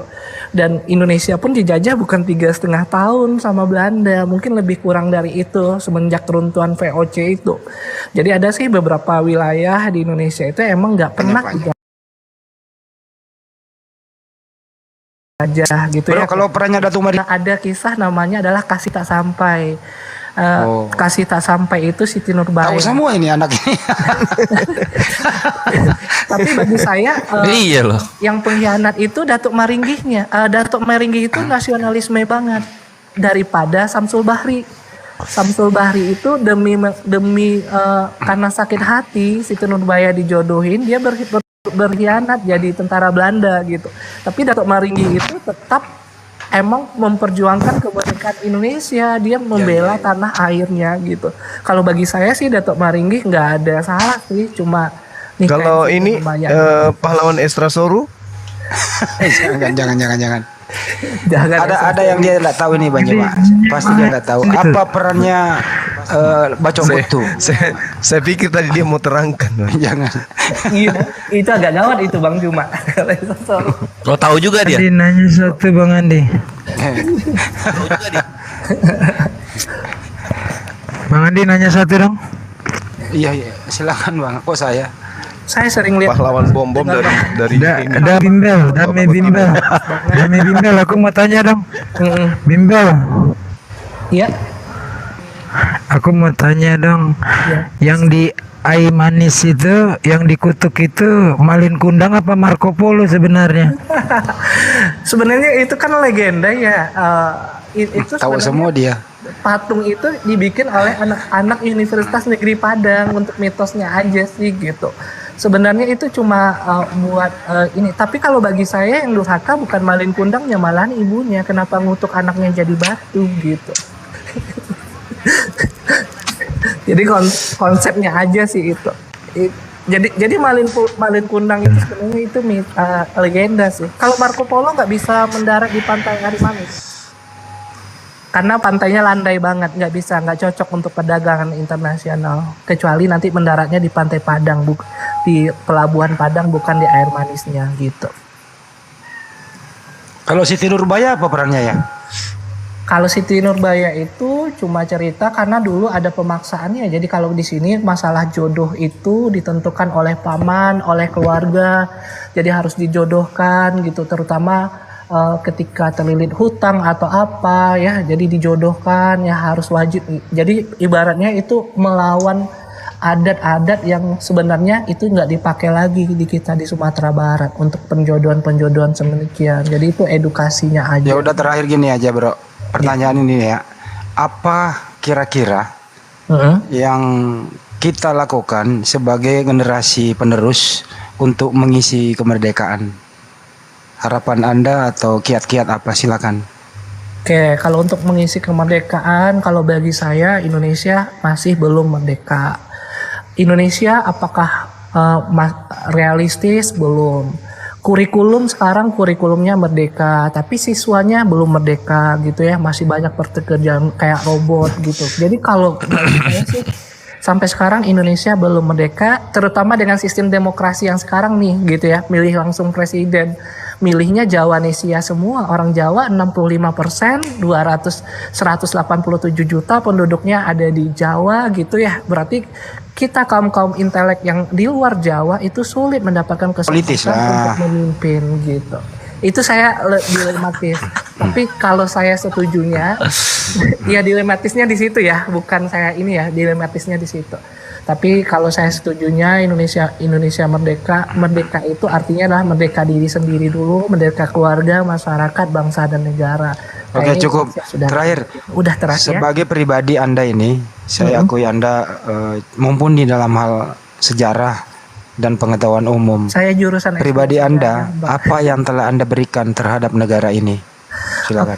Oke, yang diberikan ke negara ini sekarang saya ada program namanya Indonesia Mengajar. Kebetulan saya udah 5 kali pindah-pindah ke kota-kota untuk ngajar daerah-daerah terpencil ya. Itu nggak dikasih sumbasi, emang biaya sendiri ya. Nggak ada sponsor gitu untuk mengajar karena saya pengen memajukan pendidikan di Indonesia yang belum merata gitu. Itu yang untuk yang udah saya berikan. Terus kalau untuk masalah sosialisasi ke masyarakat, kebetulan saya ada dulu ikut di HMI ya, Himpunan Mahasiswa Indonesia IMAMI gitu ya. Jadi Di HMI. Oke, cukup. Terakhir kali. Kalau Belanda datang kembali, apa yang Anda lakukan? Apakah menjadi menir, tidur, atau berjuang? Oke, kalau Belanda datang ke Indonesia itu saya akan terima baik Belandanya kalau ada hubungan diplomasi. Apa-apa gue ada. Tapi kalau untuk dia menjajah, kayak rasa Indonesia lebih kuat sekarang dari Belanda. Eropa kan lagi goyah ya. Terus Belanda tidak punya keinginan lagi buat menjajah sekarang karena konsep imperialisme dan kolonialisme itu kan sangat fatal sekali sekarang isu-isu demikian. Jadi Belanda menangnya sih sebenarnya ya kita menangnya karena Jepang itu ngelatih militer, ngelatih mental kita lebih kuat gitu ya. Makanya Belanda udah Jepang kalah, Belanda mau masuk lagi, kita udah kuat dengan militer kita udah bagus mentalnya. Jadi ambil aja sisi positifnya. Walaupun ada penjajah, ambil sisi positifnya. Belanda sisi positifnya ada tanaman ini ya kakao atau semua tanam di Indonesia itu ada sisi positifnya juga. Oke. Jadi kita ambil sisi positif dan negatif itu aja. Bos, bro, musuh negara itu dikasihi apa diberantas? Kalau dia sudah memusuhi kita ya dengan cara tidak hormat itu diberantas. Tapi kalau itu cuma oknum ya itu kita harus seksama juga mendasarkannya. Jadi kalau emang terang-terangan ya diberantas gitu. Tapi kalau cuma oknum kita harus lihat dulu oknumnya mana. Dame kuliah di mana? S2 ilmu sejarah di Universitas Negeri Padang. Oh, pantas ini siswa saya, Bang Handi. Lanjut. Demi untuk melengkapi ilmu Anda, saya sarankan Anda tolong nanti beli bukunya Tatang Sutarman yang belum saya rilis ya. Iya boleh Bang Zuma. Yuk kita cari Oten yuk biar Bang Zuma gak ngantuk. Terima kasih ya Bang Zuma. Saya ngefans banget loh sama Bang Zuma loh. Oh sama Bang, sama saya juga ngefans banget. Suaranya kaget-kaget, senang tuh. Uniriva gitu ya, Bang Kores dari awal gitu. Makasih Bang Sidik enggak Bang? Ya. Iya. Bang Sidik enggak? Iya semuanya Bang Sidik, Bang Ali.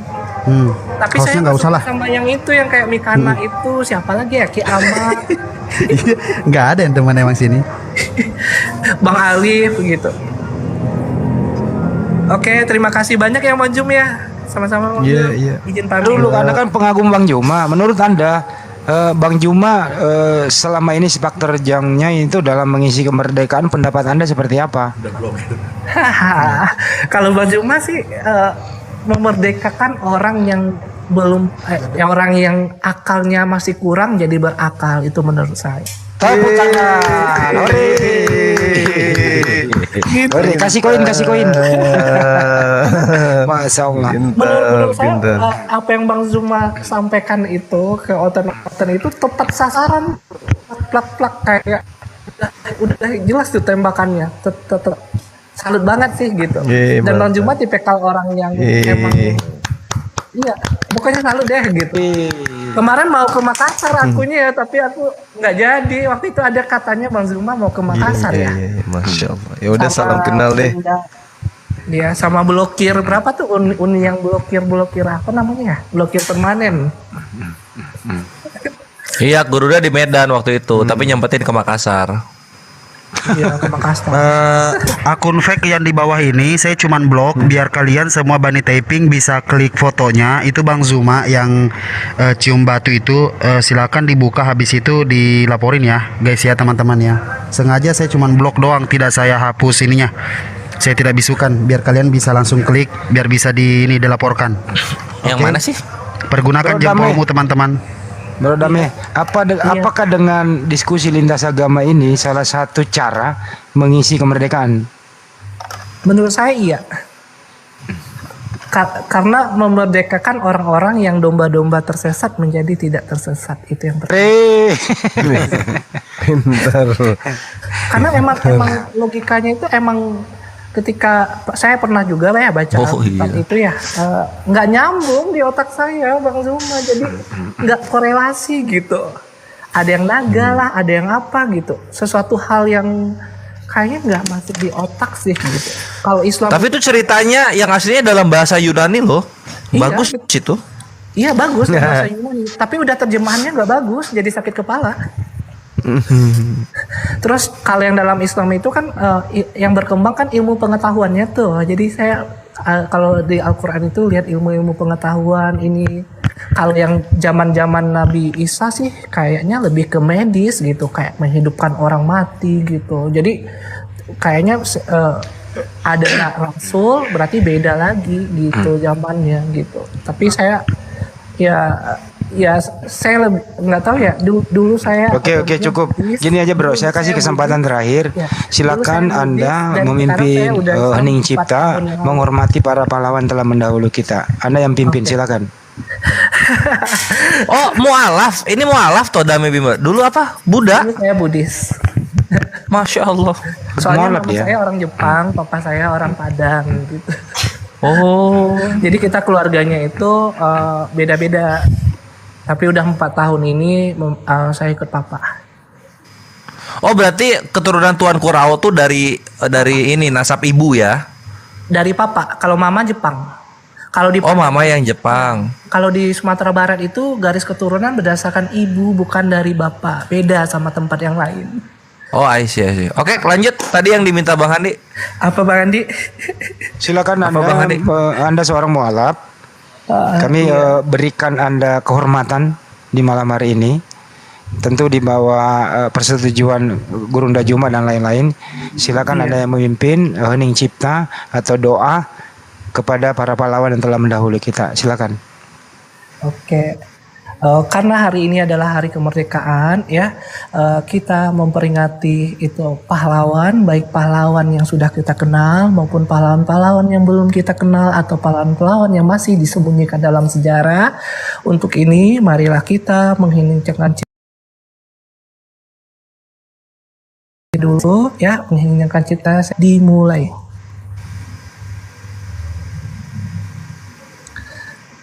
Oke, mengheningkan cipta selesai. Terima kasih ya Bang Zuma ya. Izin ya, sama-sama. Oke, thank you. Salam sama keluarga ya. Iya, sama-sama. Assalamualaikum. Domo arigato gozaimasu. Pokoknya kalau Anda selebes ada pertanyaan yang nggak habis.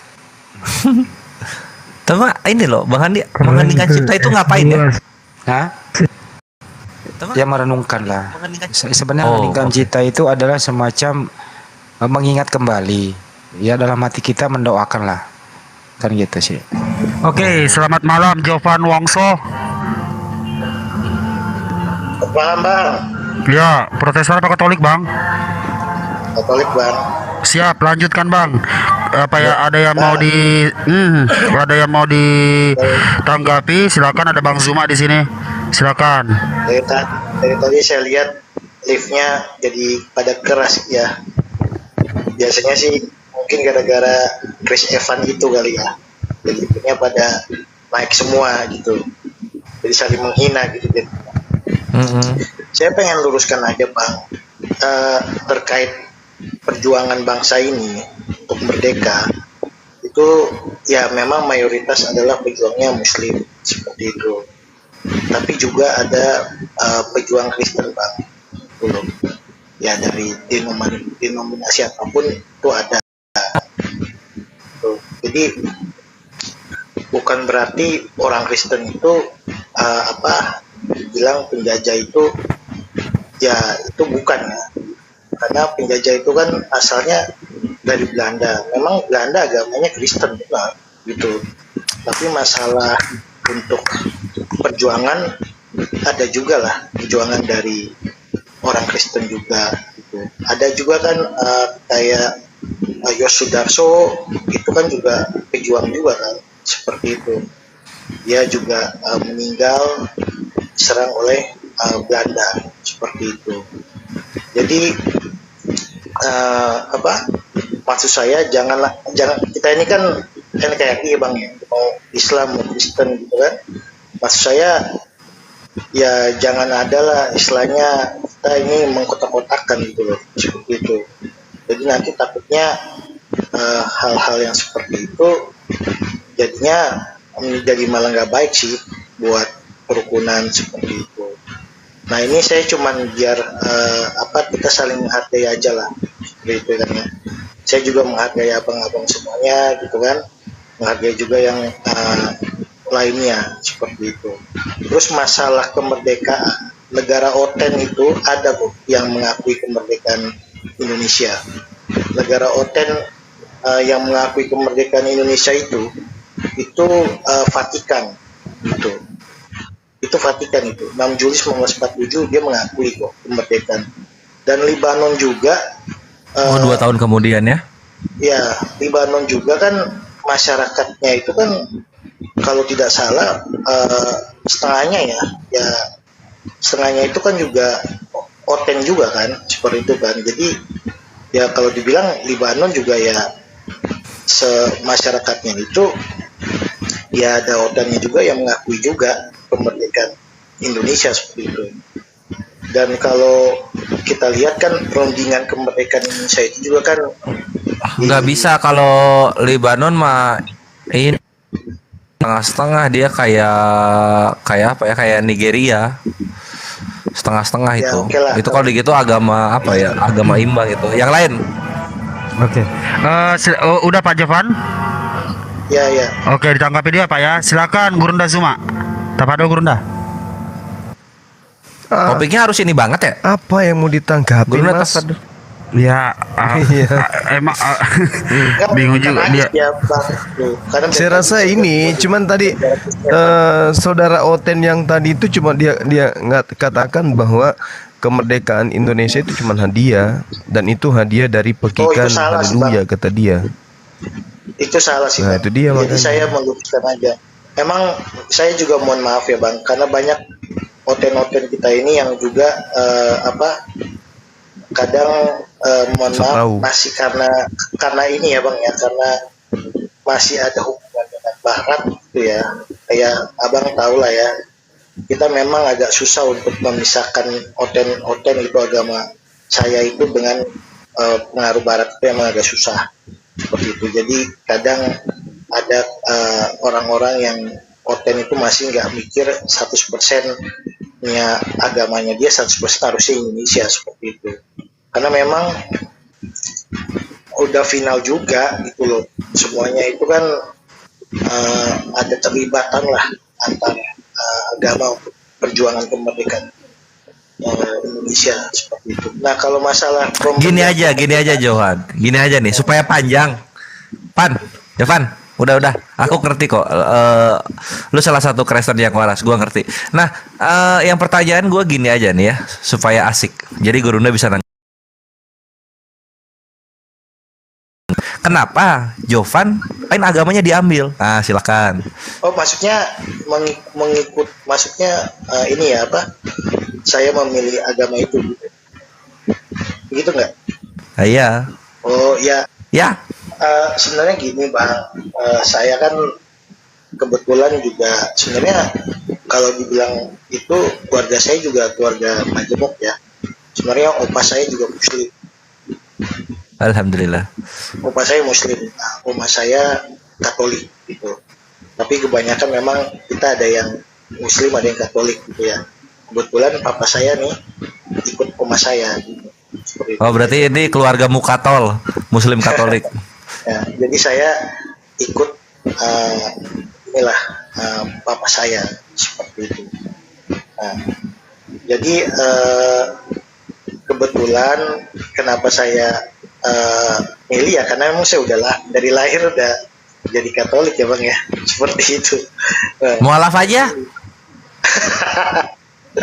Ini banyak ini teman-teman yang bilang didoain mualaf, saya bilang ya kalau saya didoain mualaf ya saya bilang amin gitu. Tapi kan kita nggak tahu jalan hidayahnya nanti seperti itu. Masya Allah, alhamdulillah. Saya tujuan Ya saya. udah mungkin diinjili dulu oleh Gurunda. Silakan Gurunda. Kenapa kalau ini Afan ya, nanti boleh dibantah. Aku kasih ke Gurunda nih.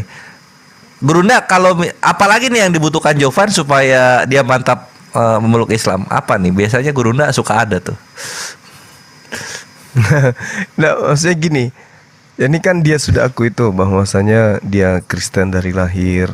Lalu kemudian ada yang mendoakan, dia katakan amin. Artinya ya kita melihat Islam itu kan nanti diterima oleh orang yang berakal dan berhati lembut.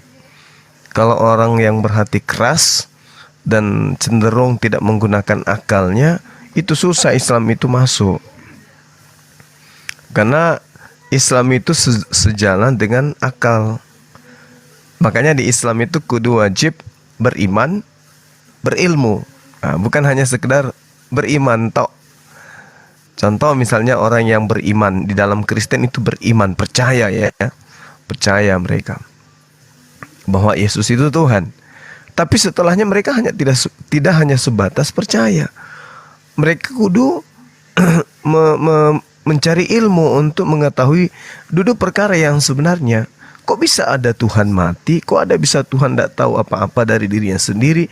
Kok ada Tuhan tidak maha berkehendak? Kok ada Tuhan tidak ngerti kapan kiamat itu terjadi? Hingga iman yang tadinya sudah ada melekat pada dirinya itu bertumbuh, mencari kemudian sisi kebenaran dari aspek iman yang dia punya, dan menghantarkan mereka kepada Islam. Seperti itu. Nah, contoh misalnya saudara Katolik kan, orang yang beragama Katolik menganggap Yesus itu adalah inkarnasi atau jelmaan Tuhan yang datang ke atas muka bumi. Nah, harusnya ketika dia datang sebagai jelmaan Tuhan, ya dia memperlihatkan sikap sebagai selayaknya kemudian pencipta. Bukan justru malah dia yang memperlihatkan sisi kelemahan dengan mengajarkan kasih yang mengakibatkan dirinya harus mati, dibunuh oleh makhluknya sendiri.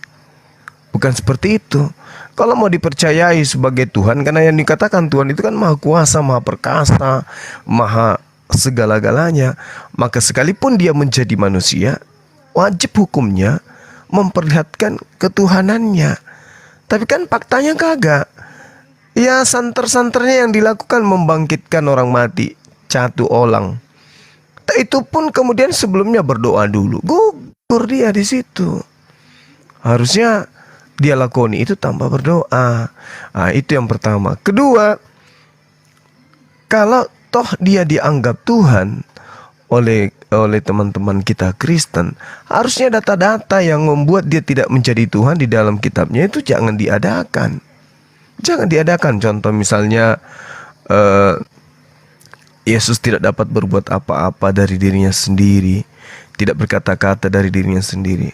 Ya yang kayak gitu harusnya gak usah ada. Kalau Yesus itu kemudian pingin kali dianggap sebagai Tuhan. Karena yang dikatakan Tuhan itu yang harus kita melihat dari aspek apa ya? Aspek pengetahuan tentang seperti apa Tuhan itu dalam kitabnya orang Yahudi. Karena Kristen ini kan beranjak dari sana katanya. Tuhannya itu adalah Tuhannya Yahudi yang menjadi manusia. Harusnya poin-poin ketuhanan dalam kitabnya orang Yahudi itu dipelajari dulu. Oh, Tuhannya gini gini gini. Ini yang kita lihat malah apa? Yang diambil itu nubuatan-nubuatan yang ada, cerita-cerita yang ada di dalam kitabnya orang Yahudi. Misalnya mati 3 hari 3 malam. Kemudian apalagi hamba yang terhina.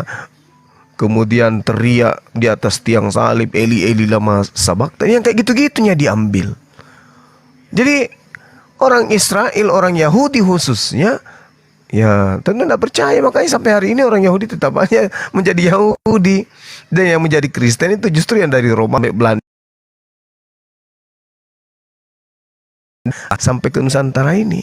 Nah, Yesus itu benar-benar Tuhan. Saya rasa beliau itu tidak akan mungkin keluar dari rahim manusia. Dia akan turun dari langit seketika, ya. Begitu dia bersuara, seantero jagat raya mendengar suaranya. Aku Tuhan, pencipta langit dan bumi, pencipta kalian. Mau bertamasya di Israel. Bagi mereka yang ingin bertemu dengan saya, silakan beli tiket pesawat terbang sampai ke Israel. Kayak gitu. Ini jadi senggok bayi, kemudian dengan cerita-cerita yang dibumbuhi, kemudian mati, bangkit jadi Tuhan. Jadi susah. Nah, lalu muncul pertanyaan, tapi kenapa kami bisa di negara ini mayoritasnya? Ya bukan karena Yesusnya, tapi karena agama Anda itu adalah agama Kristen itu adalah agama yang diajarkan, disebarkan melalui kekuasaan tangan besi. Itu melalui penjajahan disebarkan, ya. Sehingga agama Kristen itu bisa diterima banyak orang, bukan dari hasil bicara Bible. Makanya di Islam itu, mohon maaf saya katakan, di Islam itu hampir tidak ditemukan ada orang murtad karena belajar Bible. Hampir tak ada.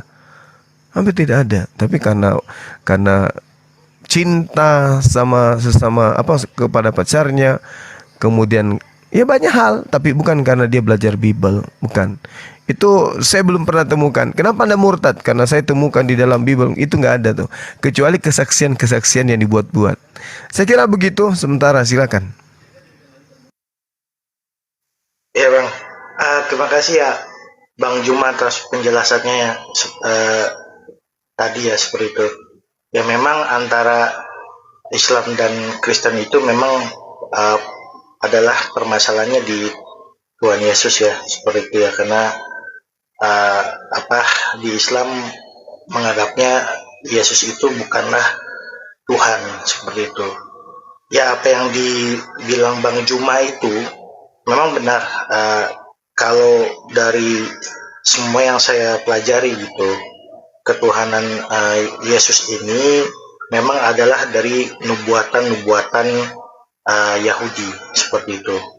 Nah, yang setahu saya nih Bang, yang saya pelajari ya, jadi kenapa Yahudi itu sampai sekarang tidak mau mengakui Yesus itu Tuhan, itu yang pertama itu karena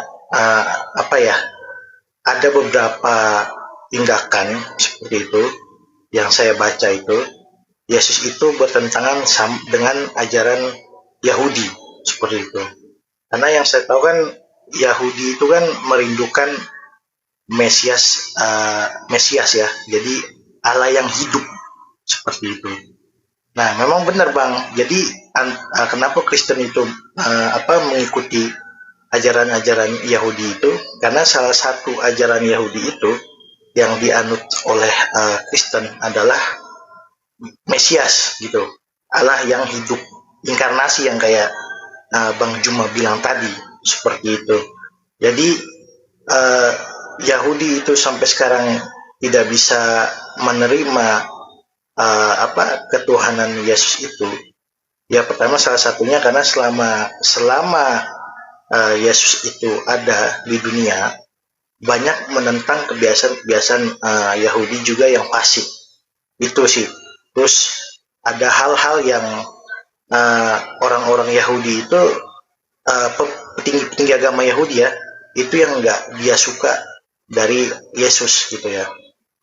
Itu kan sebenarnya juga ada di ini ya, di Al-Quran ya, gimana Nabi Isa itu ada juga perselisihan dengan para petinggi pemuka agama Yahudi kan, seperti itu. Itu juga, dan sehingga makanya apalagi orang-orang Yahudi itu kan sangat keras ya, kok ada yang dianggap sebagai Mesias nih sama orang-orang, tapi nggak menjalankan apa yang sesuai dengan Torahnya mereka, seperti itu. Makanya orang-orang Yahudi itu nggak pernah menganggap Yesus itu Tuhan, malah dianggapnya sebagai penjahat, dan makanya dia diserahkan untuk disalibkan, seperti itu. Nah, kalau dari sisi Muslimnya ya, saya paham sih, saya juga ada baca beberapa ayat seperti itu ya di Al-Quran, yang terutama kalau nggak salah itu yang ada ayat yang mengatakan bahwa pecahlah langit ya ketika orang-orang menganggap Isa bin Maryam itu sebagai Tuhan, seperti itu. Nah, dari Kristen sendiri Bang, yang pertama itu yang yang membuat menuhan Yesus itu menjadi Tuhan adalah tadi nebuat-nebuat Yahudi itu, seperti itu. Lalu yang kedua itu karena adalah mujizat-mujizat yang dilakukan, seperti itu. Dan sampai sekarang sih memang yang kadang masih sekarang gitu, karena terus terang juga saya ada baca di Al-Quran gitu kan ya, yang saya lihat ya yang mengakui Yesus ini kan sebenarnya cuma ada dua agama nih gitu yang memuliakan, yaitu Kristen dan Islam, seperti itu ya. Nah, saya lihat juga di Islam bahwa sebenarnya di Islam justru juga sangat memuliakan Yesus ya gitu, meskipun tidak dianggap Tuhan. Bahkan menurut saya di Al-Quran itu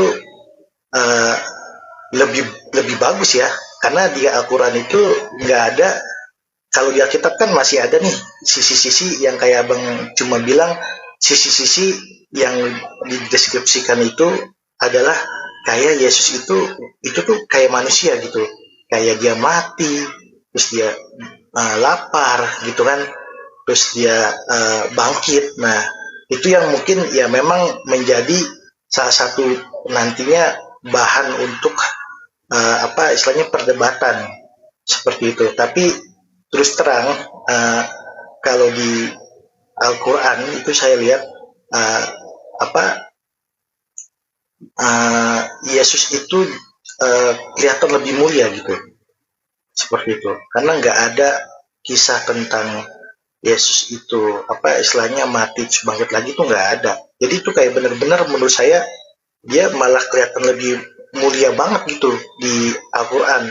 Contoh yang kalau di Al-Quran itu kan, kalau yang saya tahu ya, Yesus itu nggak disalib, justru dia langsung diangkat ke surga ya sama Allah, dan yang disalib itu adalah Yudas Iskariot. Nah, ini kan kalau dilihat lebih mulia, seperti itu kan. Dan satu lagi tuh yang saya sangat respect itu ya, karena Islam itu meyakini bahwa nanti akhir zaman itu Yesus itu akan datang, Nabi Isa, seperti itu kan. Nah, bahwa dia akan melawan Dajjal. Nah, sama kayak di Alkitab saya kan bilang Yesus itu akan datang di akhir zaman, dan dia akan mengadili, seperti itu, dan akan melawan namanya Antikristus, seperti itu. Antikristus itu ya kalau di Islam ya Dajjal ya, cuman ya memang nggak ada lagi nih terkait dengan dia bahwa akan menghancurkan salib atau apapun, itu nggak ada lagi. Nah, sampai sekarang sih yang bisa saya yang membuat saya masih meyakini iman Kristen saya itu ya karena salah satunya juga ada penjelasan dari Al-Quran bahwa Yesus itu sangat dimuliakan ya, itu juga sih Bang Juma, seperti itu. Ya, mohon silakan ditanggapi Bang, izin. Terima kasih. Oke, baik. Terima kasih Bung. Jadi yang pertama eh kenapa kemudian Yahudi tidak menuhankan Yesus? Ya, ini jawabannya sederhana. Karena ajaran Kristen itu memang tidak diajarkan untuk Yahudi. Kenapa demikian? Karena tidak ada satupun kitabnya orang Kristen yang dituliskan untuk orang Yahudi. Nggak ada. Nggak ada. Semua kitab yang digunakan sahabat Kristen hari ini, itu kitab yang memang dikhususkan untuk Roma, Yunani, atau dengan kata lain dikhususkan untuk non-Yahudi. Penulis kitab Kristen malu untuk membuat surat dengan pola yang ada di dalamnya saat ini untuk diberikan kepada orang Yahudi. Malu mereka. Loh, kok bisa kayak gitu Bang Suma? Ya yes, orang Yahudi itu orang yang intim dengan Tuhan. Orang Yahudi itu adalah orang pilihan Tuhan. Al-Quran mengatakan tentang mereka, Inni ma'akum ya Bani Israel. Aku bersama dengan kalian. Siapa kalian ini? Bani Israel. Pencipta langit dan bumi ini senantiasa mengakui bahwa orang Israel ini adalah orang-orang yang diberikan kemuliaan pada zamannya. Orang yang dilebihkan daripada bangsa lain pada zamannya. Itu diakui. Dan yang menulis kitabnya orang Kristen ini adalah orang-orang pintar, orang cerdas, orang Farisi mereka, ahli kitab. Jadi mereka sudah tahu polanya, mereka tahu. Tidaklah mungkin ajaran seperti ini laku dijual ke Yahudi. Nggak mungkin lah, wong Musa datang mengajarkan tauhid ditendang. Daud, Salomo, Yesus apalagi dengan seabrek mujizat di tengah-tengah mereka pun ditendang sama mereka. Kenapa? Mereka cerdas dan mereka tidak mau peduli tentang konsep Tuhan yang seperti apa. Tuhannya yang satu memberikan kedikdayaan di tengah-tengah mereka aja mereka tolak. Apalagi kalau ada ajaran Tuhannya datang, mati, bangkit, jadi Tuhan. Mau diajarkan kepada mereka? Nggak mungkin, itu mustahil. Paulus bukan orang bodoh. Paulus dan asisten-asistennya orang cerdas. Maka kepada siapa ini dijual? Dijajakanlah kepada Roma, Yunani. Laris nggak? Laris manis. Andai pada saat itu Paulus menjual 4 Tuhan, 5 Tuhan, 6 Tuhan, 10 Tuhan pun dibeli, dipakai oleh Roma. Sayang cuma 3. Itu pun dikatakan di dalam Wahyu 5 tanduk 7 bermata 7. Itu pun diterima oleh orang Roma, Yunani. Bayangkan. Jadi kalau orang Yahudi tidak menjadi Kristen, ya wajar. Semua kitab yang digunakan oleh orang Kristen hari ini, itu kitab bukan diperuntukkan untuk mereka. Theophilus yang mulia, mana ada orang Yahudi Theophilus? Gak ada itu cerita. Bahkan Paulus sendiri mengatakan di dalam surat-suratnya dia, contoh dalam Galatia 1.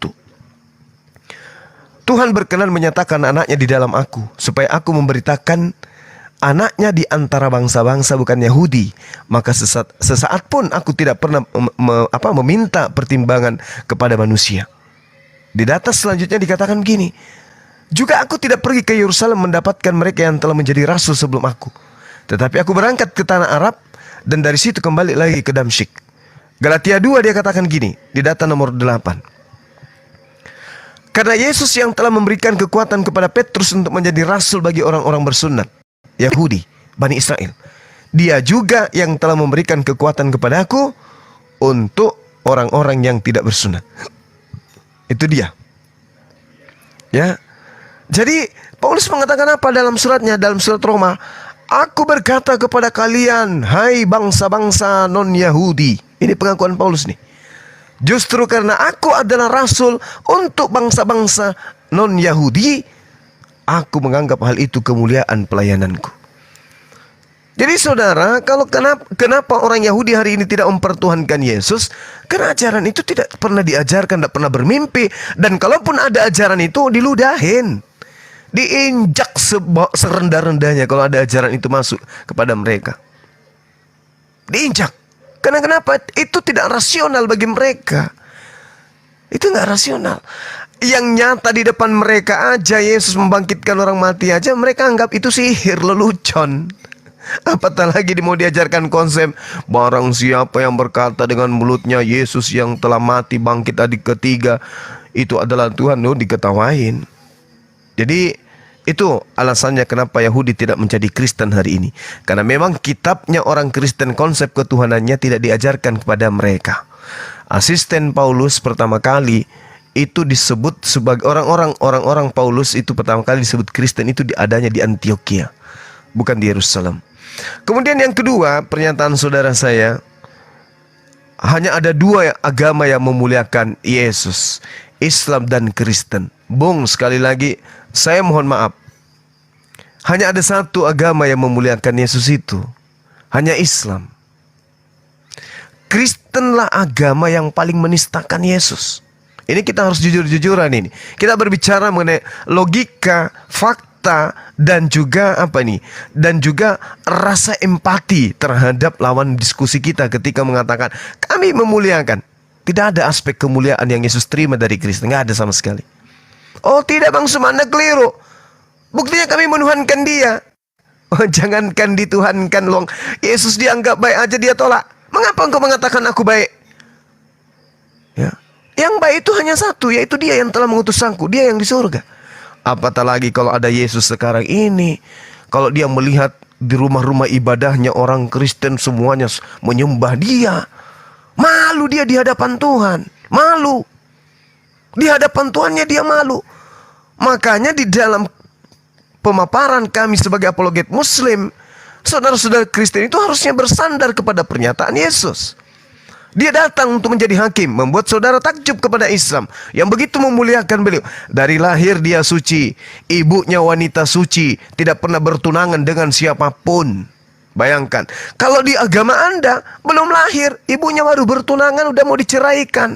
Artinya apa? Ada efek negatif di sana. Kedua, bayi pun dia sudah dimuliakan. Dia sudah mampu kemudian menyampaikan risalah keilahian yang dia bawa. Masih bayi dia. Kalau di agama Anda dihilangkan justru. Bukan cuma bayinya, bahkan kisah 13 tahun sampai 29 dihilangkan.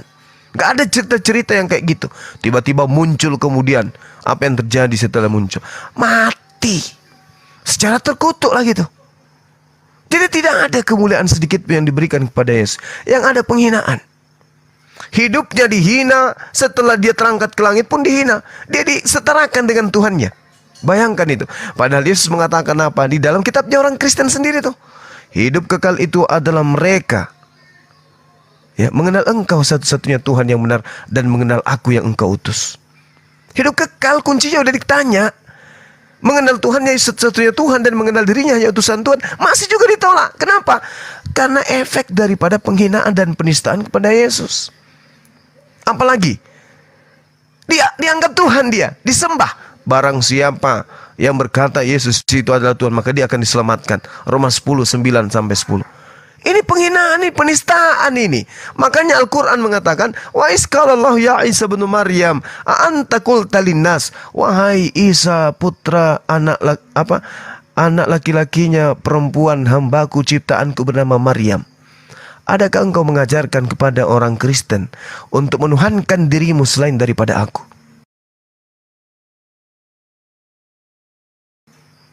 Qala subhanaka ya Allah, aku tidak pernah mengatakan kepada mereka apa yang bukan hakku untuk aku katakan. Makanya dalam Yohanes 12:49, aku tidak berkata-kata dari diriku sendiri. Apa yang aku katakan adalah apa yang diperintahkan oleh Tuhan untuk aku katakan, aku sampaikan. Itu pengakuan Yesus. Dan lagi-lagi itu ada di dalam kitabnya teman Kristen. Tapi apakah kemudian mereka percaya? Tidak. Lalu apa yang mereka katakan? Oh, Yesus itu Tuhan itu sendiri. Kenapa dia mengatakan begitu? Oh, itu karena dia pada saat itu menjadi manusia. Tapi kok dia bisa membangkitkan orang mati? Oh, pada saat itu dia memperlihatkan sisi keilahiannya. Oh, kok dia berdoa? Oh, itu pada saat dia manusia. Loh, kok dia mati? Oh, pada saat dia manusia. Kok dia terangkat ke langit? Oh, itu pada saat dia Tuhan. Kayak gitu-gitu aja. Itulah yang dikatakan oleh Al-Quran. Mereka dibiarkan terombang-ambing dalam kesesatan. Karena kenapa? Mereka tidak menggunakan akal. Yukhadi'una Allah walladina amanu wa ma yakhda'una illa anfusahum wa ma yasrun. Orang-orang ini ingin menipu menipu Allah, menipu orang beriman. Tapi sesungguhnya mereka hanya menipu diri mereka sendiri. Tapi mereka tidak sadar. Ya alhamdulillah saudara kita ini sedikit sadar gitu ya. Sedikit menyadari itu. Jadi ketika saudara saya mengatakan kita hanya Islam dan Kristen yang memuliakan, sekali lagi saya katakan kepada saudara, Anda tidak sedang memuliakan, Anda sedang menistakan, Anda sedang mencemooh dia di hadapan penciptanya, Anda menyembah kepada dia. Makanya Bung, Yesus berpesan, waspadalah kepada orang Farisi, itu yang pertama, ahli Taurat, itu yang kedua. Kemudian dia mengatakan celakalah kepada orang munafik. Yang empat, ending daripada itu apa yang Yesus katakan? Kenapa dia datang untuk kedua kalinya? Apakah karena dia Tuhan? Tidak. Dia datang untuk kedua kalinya itu karena adanya penistaan. Adanya penistaan yang dilakukan oleh sekelompok manusia. Makanya dia datang untuk menyatakan dirinya. Dia datang untuk apa? Untuk menjadi hakim? Tidak. Dia datang bukan untuk menjadi hakim. Dia datang untuk meluruskan perkataan-perkataan yang ia sampaikan di hadapan Bani Israel. Dalam Yohanes 12 nomor 48. Barang siapa yang menolak aku, dia sudah ada hakimnya, yaitu firman yang aku sampaikan kepada mereka. Firman itulah yang kelak menjadi hakimnya di akhir zaman. Jadi Yesus itu datang bukan untuk jadi hakim gagah-gagahan, tidak. Dia datang tersungut-sungut, malu di hadapan Tuhannya. Kenapa engkau mempertuhankan aku? Pada saat aku datang kepada Bani Israel, aku mengatakan kepada mereka, aku akan pergi kepada Tuhanku dan Tuhanmu, ilahku dan ilahmu. Aku katakan kepada mereka, firman yang kau dengarkan itu bukan daripadaku, tapi dari Dia yang telah mengutus aku. Aku mengatakan kepada mereka, pekerjaan yang aku lakukan bukan dari diriku sendiri, tetapi pekerjaan yang diperintahkan oleh Bapa untuk aku lakukan. Tapi kenapa kalian menuhankan aku? Makanya dikatakan barang siapa yang menolak. Menolak sebagai apa? Menolak sebagai utusan Tuhan, bukan menolak sebagai Tuhan. Barang siapa yang menolak aku, dia sudah ada hakimnya, yaitu firman yang aku katakan kepada mereka. Firman itulah yang kelak akan menjadi hakimnya di akhir zaman. Makanya ada pernyataan Yesus dalam Matius 7 nomor 21 sampai 23. Enyahlah daripada aku, engkau semua pembuat kejahatan. Kenapa Yesus demikian? Karena Yesus hanya menyelaraskan kehendak Bapa. Bukan setiap orang yang menganggap aku Tuhan, memanggil aku Tuhan, bahkan bermujizat, bernubuat, mengusir setan pakai nama aku akan masuk ke dalam surga. Melainkan mereka yang melakukan kehendak Bapakku yang di surga. Apa kehendak Bapa rupanya? Menerima Yesus utusannya sebagai utusannya, atau menerima Yesus sebagai Tuhan? Kehendak Bapa agar manusia Israel menerima Yesus itu sebagai utusan. Jangan ditolak, jangan dikatakan anak zina. Apalagi dari tetangga justru menganggap dia Tuhan. Naudzubillah, naudzubillah. Jadi sekali lagi kesimpulan saya dari dua poin ini, saudaraku, Kristen tidak memuliakan Yesus sedikit pun. Memang kalau kita lihat dari mulutnya, terpujilah Tuhanku Yesus. Oh, itu penghinaan sebenarnya. Contoh ini, logika sederhana ini. Kita punya presiden bernama Bapak Jokowi yang kita hormati. Yang kedua, kita punya wakil presiden Kiai Haji Amin Ma'ruf. Ketika kemudian Kiai Haji Amin Ma'ruf itu lewat di hadapan kita, meskipun jabatan presiden itu jabatan tertinggi negara ini, kita panggil wakil presiden dengan panggilan presiden, wahai Bapak Presiden. Apakah kemudian Pak Amin Ma'ruf itu senang? Atau merasa terhina? Merasa dilecehkan? Loh, ini kurang ajar ini. Udah tahu aku wakil kok dipanggil presiden, maksud lo apa? Itu penghinaan, itu penistaan. Demikianlah yang dirasakan Yesus. Ya, demikian yang dirasakan. Makanya dia kelak nanti akan mengusir orang-orang yang memanggil dia Tuhan. Karena yang Tuhan itu yang mengutus dia. Hidup kekal itu adalah mereka mengenal engkau satu-satunya. Kalau sudah Yesus yang mengatakan satu-satunya, belum juga dipercaya, bagaimana mungkin orang Kristen ini percaya kepada Bang Suma? Kalau tidak menggunakan akal, apalagi menggunakan kebencian, pasti dibilangnya Bang Suma itu penghujat. Padahal kita hanya ingin menyadari, ini loh yang Yesus pesan. Cak di situ. Apa pesan Yesus di situ sebenarnya? Apakah dia mau dituhankan atau dia mau dianggap sebagai utusan Tuhan? Jujur kita mengakui, kalau akal yang berbicara dibenarkan oleh lisan, maka lisan akan mengatakan, yes, Yesus itu datang sepenuhnya bersaksi bahwa dirinya hanya utusan Tuhan, bukan Tuhan itu sendiri. Saya kira begitu saudaraku, mohon maaf panjang lebar saya ini, soalnya kalau saya berhenti ngomong saya tertidur, ngantuk kali aku ini. Lanjut. Terima kasih Bang Juma atas penjelasannya ya, seperti itu. Dan yang saya ingin tanyakan begini Bang, kalau misalnya oke lah, contoh saya sekarang ini yang Katolik tidak mualaf sama sekali, tapi pas saya ada sakatul maut contohnya ya, tiba-tiba saya ingin merasa ingin pindah lah ya, contoh seperti itu. Apakah itu masih bisa diselamatkan dalam ini ya, dalam ininya teorinya Islam itu masih bisa diselamatkan nggak saya jika saya itu ingin masuk Islam itu pada saat saya sakratul maut itu, seperti itu Pak. Terima kasih. Oke, baik. Jadi gini Bung, kaidah Islam itu menerangkan barang siapa di akhir hidupnya kemudian mengucapkan kalimat la ilaha illallah dakhalal jannah, mereka akan masuk dalam surga. Itu poinnya. Tolong dicatat itu. Cuman masalahnya gini, kita lihat burung beo itu, apa yang sering dia dengarkan itulah yang sering dia ucapkan. Contoh burung beo yang dulu menjadi peliharaan saya. Assalamualaikum, lagi tidur, lagi istirahat, lagi keluar, waalaikumsalam. Itu burung beo saya itu gitu tuh. Begitu saya datang, Assalamualaikum, dijawab, waalaikumsalam. Ada orang datang pun kadang kebalik, Assalamualaikum. Nah, jadi tamu saya mengatakan, waalaikumsalam. Yang sudah sering ke rumah itu kayak gitu. Nah sekarang permasalahannya adalah, apakah ketika di ujung kematian burung beo saya mengucapkan kata itu, Assalamualaikum? Tidak, kenapa? Karena itu cuma ada di kuping dan di mulut, bukan di kalbu. Kalau syahadat itu ada di kalbu, malam ini Anda akan minta untuk disyahadatkan. Kenapa? Karena kalbu ini nggak bisa dibohongi. Kenapa kemudian Allah mengatakan, kenapa kamu memprotes saya ingin menciptakan makhluk sebagai khalifah di atas muka bumi? Inni a'lamu ma la ta'lamun. Aku lebih tahu daripada kalian wahai para malaikatku. Ternyata salah satu rahasia Allah, karena makhluk yang bernama manusia itu punya hati, punya kalbu. Di mana kalbu itu akan melahirkan sebuah insting kebenaran yang kemudian menjadi sinyal akal dan ketukan hati. Tidak dimiliki oleh burung beo. Meskipun burung beo saya itu tiap hari juga dia bisa Alhamdulillahi Rabbil Alamin. Bahkan burung beo saya itu pernah belajar la ilaha sebelum dia mati ya, la ilaha illallah, la ilaha illallah, la ilaha illallah. Pintar dia, pintar.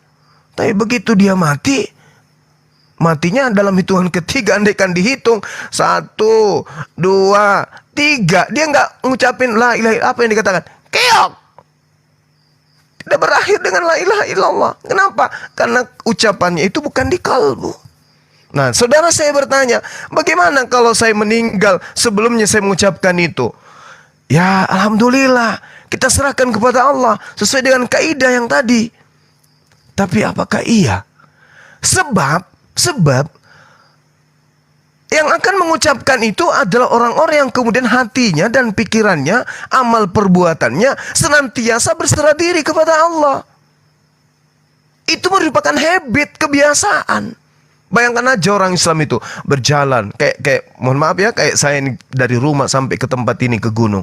Yang ada dalam hati itu kalau lagi tidak mikir la ilaha illallah, la ilaha illallah. Minimal kaget mobilnya Allahu Akbar. Itu kenapa? Karena dari dalam, dari hati nih. Nah itu yang pertama saudaraku, itu yang pertama. Yang kedua, Islam itu memang untuk seluruh umat manusia. Kenapa hukum Torah, hukum yang datang kemudian Mazmur, Injil dan seterusnya, itu kemudian Allah tidak berikan jaminan untuk dijaga. Dalam arti kata, nggak ada jaminan dari Allah sendiri untuk menjaga kitab-kitab itu. Padahal itu adalah hukum-hukumnya. Tetapi Allah mengatakan kemudian tidak dihapuskan semuanya. Allah hanya mengatakan sebagian dari mereka telah merubahnya, sebagian dari mereka telah menyembunyikan. Itu dia. Nah, kenapa? Karena ternyata hukum itu hanya untuk Bani Israel. Sifatnya cuman temporer. Seluruh umat manusia. Makan babi karena itu haram bagimu. Di luar Bani Israel makan babi ya sah-sah saja. Berdosa nggak? Tidak. Kok bisa kayak gitu? Iya, karena ketetapan Tuhannya hanya untuk Bani Israel. Kita yang bukan Bani Israel pada zaman itu makan babi ya nggak apa-apa. Kita di zaman Patra. Tidak ada rasul, tidak ada nabi yang datang kepada kita.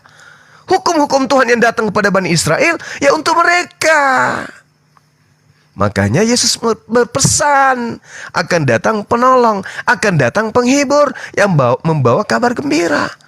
Apa kabar gembiranya itu?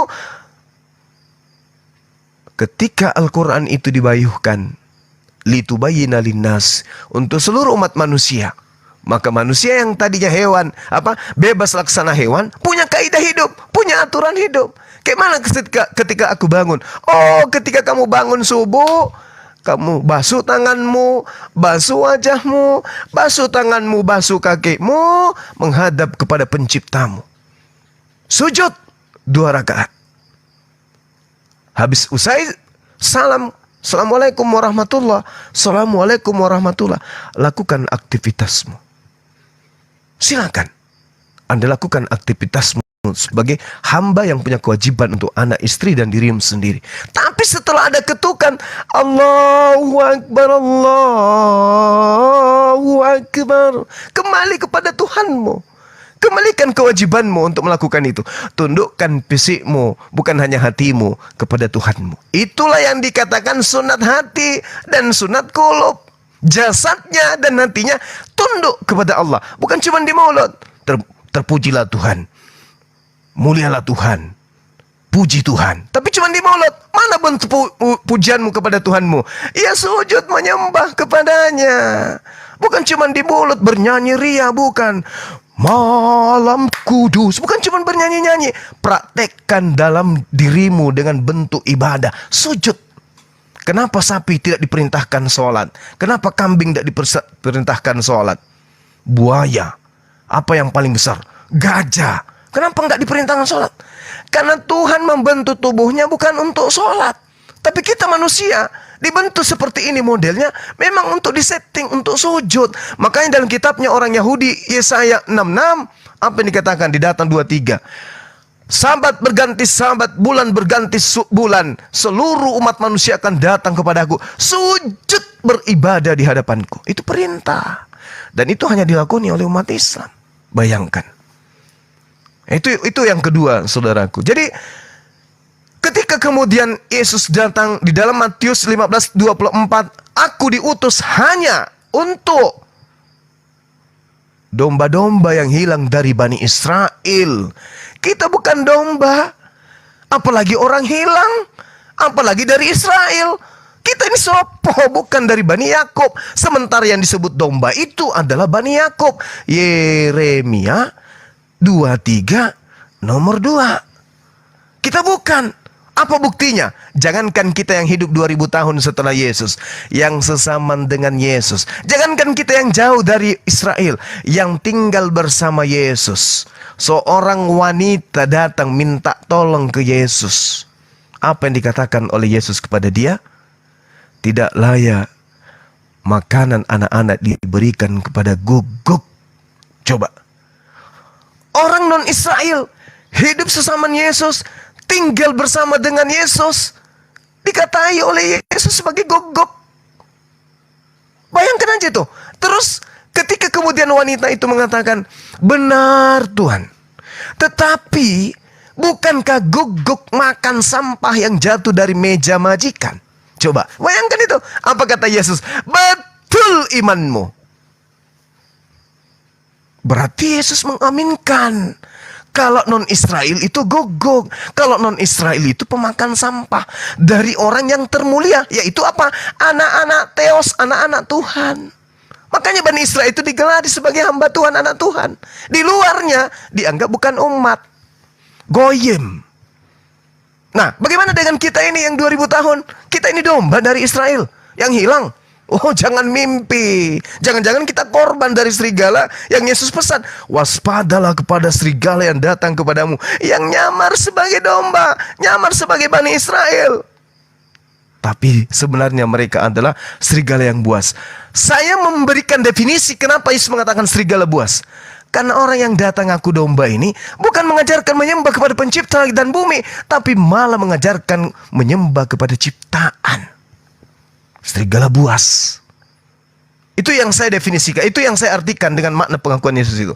Lalu kemudian terakhir dari saya, Bung, sebelum ditanggapi ya, dengan atau mau diambil alih sama teman-teman saya, guru-guru saya di sini. Ketika kemudian Islam itu datang, Islam datang kemudian sifatnya apa? Pertama, dia universal. Ajarannya universal dan ajarannya tidak terikat oleh zaman. Tidak dibatasi oleh zaman. Al-Quran 1400 tahun silam ketika mereka punya kaidah tuntunan dalam bertuhan itu tidak berubah. Tidak berubah dan tidak ada pertentangan. 1400 tahun silam. Kenapa?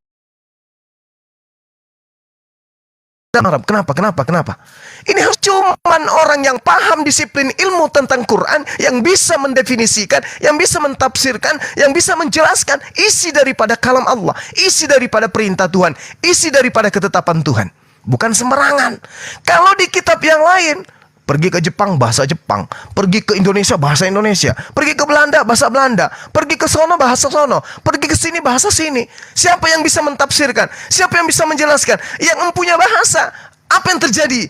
Tafsirannya orang Belanda beda, tafsirannya orang Jepang beda, tafsirannya orang Indonesia beda, tafsirannya bangsa lain beda. Padahal katanya sih firman Tuhan asalnya sama, dari sumber yang sama, tapi ilmunya pada beda. Maka apa yang terjadi? Antar denom, antar gereja, sikut menyikut, gigit menggigit. Ini fakta. Tapi bukan itu permasalahannya sekarang. Permasalahannya adalah Al-Quran. Loh kok Al-Quran? Apa hubungannya, Bang? Al-Quran menjelaskan 1400 tahun silam, orang-orang yang mengaku sebagai pengikut Isa, pengikut Yesus, itu akan ditanamkan kebencian di dalam hati mereka, sehingga mereka saling membenci dan saling memusuhi satu sama lain. Loh kok bisa kayak gitu? Yes, karena mereka membenci pencipta langit dan bumi. Apa buktinya? Dia menggantikan hakikat pencipta langit dan bumi dengan hakikat ciptaan. Apa akibatnya? Mereka saling membenci. Faktanya? Enggak kok. Orang denom ini dengan denom ini rangkulan kok mereka. Tidak, Bung. Yang kamu lihat itu tenang di permukaan, tapi di dalamnya, wow. Dan ternyata bukan cuma di dalamnya nampak. Hari ini kita lihat, di luarnya sudah nampak. Dari sekte dan sekte yang lain sudah mulai kelihatan nampak, tanpa malu-malu. Tanpa malu-malu. Kenapa demikian? Karena Al-Quran mengatakan mereka tidak sadar. Yukhadi'una Allah walladzina amanu wa ma yakhda'una illa anfusahum wa ma yash'urun. Mereka tidak sadar itu. Jadi ibarat orang mabuk, mereka tidak sadar mempertontonkan kebencian demi kebencian antar sekte. Sementara ada yang pegang Quran yang 1400 tahun silam sudah menerangkan itu. Jadi apa yang terjadi? Umat Islam jadi penonton. Umat Islam semakin kuat imannya. Kenapa? Di dalam kitabnya sudah diterangkan seperti itu. Jadi seperti itu polanya, Bung. Kenapa Yesus demikian, saya katakan lagi, kenapa kemudian agama Kristen itu tidak dianut oleh orang Yahudi? Kenapa? Karena memang orang Yahudi sudah memiliki konsep Tuhan, memiliki konsep ibadah. Sedangkan Kristen juga punya konsep Tuhan yang berbeda, konsep ibadah yang berbeda. Adalah tidak mungkin kemudian disatukan. Padahal konon satu, sumbernya satu. Bahkan Kristen berani mengaku, kami adalah Yahudi rohani. Lalu pertanyaannya muncul, lalu siapa yang Yesus nubuatkan akan muncul sebagai serigala yang nyamar seperti domba? Islamkah atau Kristen? Saatnya saudara menjawab itu. Cukup dalam hati. Silakan. Mungkin ada sahabat yang mau menggantikan saya, lanjutkan. Mbak, dari mana gagah patah Roni deng supaya Ya, terarah. makasih ini Bang Juma. Seperti itu. Ini saya ada 2 pertanyaan terakhir. Habis itu saya mau istirahat ya gitu. Jadi kan begini Bang, kalau di iman kita sebagai Kristen itu kan benar bahwa jatuhnya seperti kalau di Muslim itu mempersekutukan kan ya, seperti itu. Tapi misalnya nih Bang, seperti itu ada beberapa ayat ya di Al-Quran yang juga menjelaskan tentang kedekatan antara umat Kristen dan Islam, sampai di akhir zaman pun ada ayat-ayat yang mengatakan bahwa nantinya umat Kristen dan Islam itu akan bersatu, berperang bersama melawan pasukan Dajjal, seperti itu. Apakah memang umat Muslim sendiri itu istilahnya mengakui memang Kristen itu sebagai saudaranya, seperti itu, atau ada hal lain yang terkait dengan ayat-ayat tersebut, seperti itu. Nah, kalau terus yang kedua, di Kristen itu kan kita kan yang kita kenal adalah bahwa Yesus itu Tuhan dan anak Allah.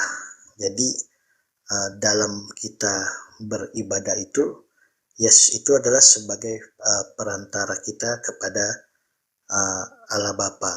Seperti itu ya Bang ya, gitu. Jadi intinya sih kita tetap menyembah Allah gitu. Ya, istilahnya Allah Bapa itu menurut kita adalah Allah yang maha besar lah, pencipta langit dan bumi. Seperti itu. Nah, salah satu yang saya bilang tadi itu Bang, terkait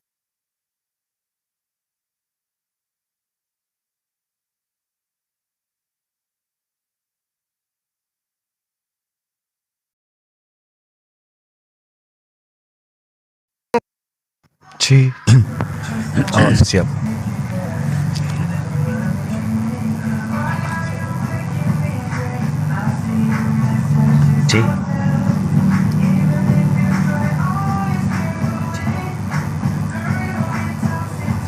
Siapa itu menangis? Sedih kali lah tangisan. Lah, oh kodong. Bacenan tu may tambako kagareng. Ngapa nakul. Oh mama.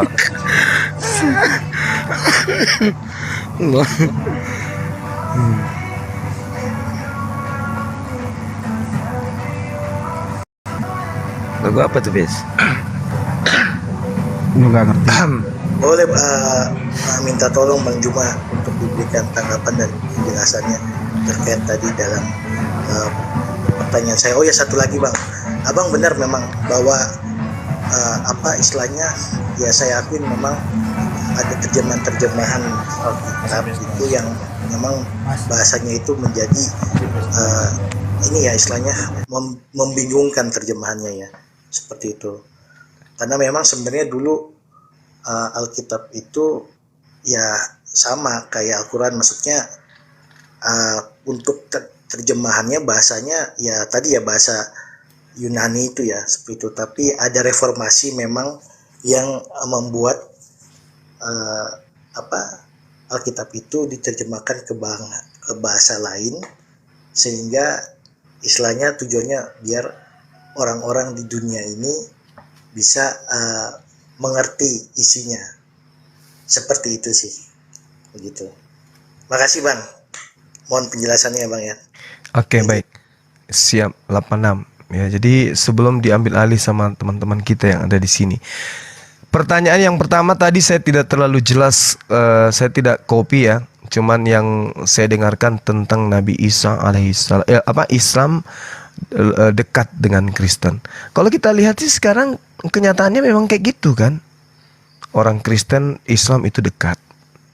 Itu yang pertama. Cuman ada pola yang kemudian ada hal yang kemudian terpola di dalam Al-Qur'an, maksud saya penyebutan Nasrani. Orang-orang Nasrani, orang-orang Nasara. Lalu kemudian kalau kita berbicara mengenai Quran di dalam surah An-Nisa ya, An-Nisa diterangkan begini. Bismillahirrahmanirrahim. Wa im min ahlil kitabi illa la yu'minan nabi qabla mauti wa yaumal qiyamati yakunu alaihim syahida. Di situ diterangkan gini, tidak ada seorang pun di antara ahli kitab yang tidak beriman kepada Nabi Isa menjelang kematiannya. Ya, jadi tidak ada seorang pun yang tidak beriman.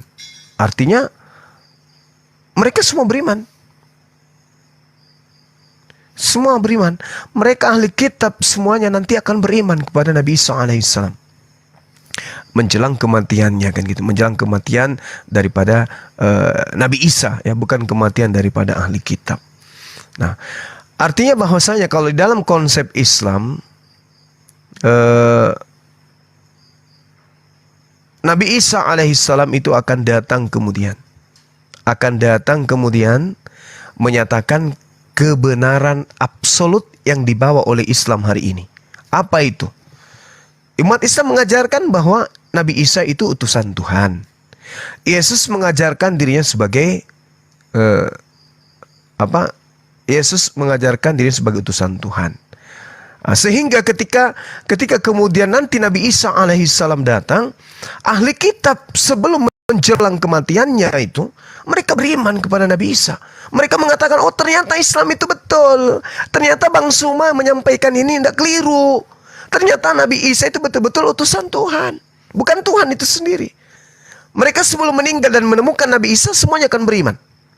Begitu juga sebelum Nabi Isa meninggal, ya mereka juga sudah beriman tentang Nabi Isa ini sesuai dengan yang diajarkan oleh baginda Rasulullah Muhammad SAW.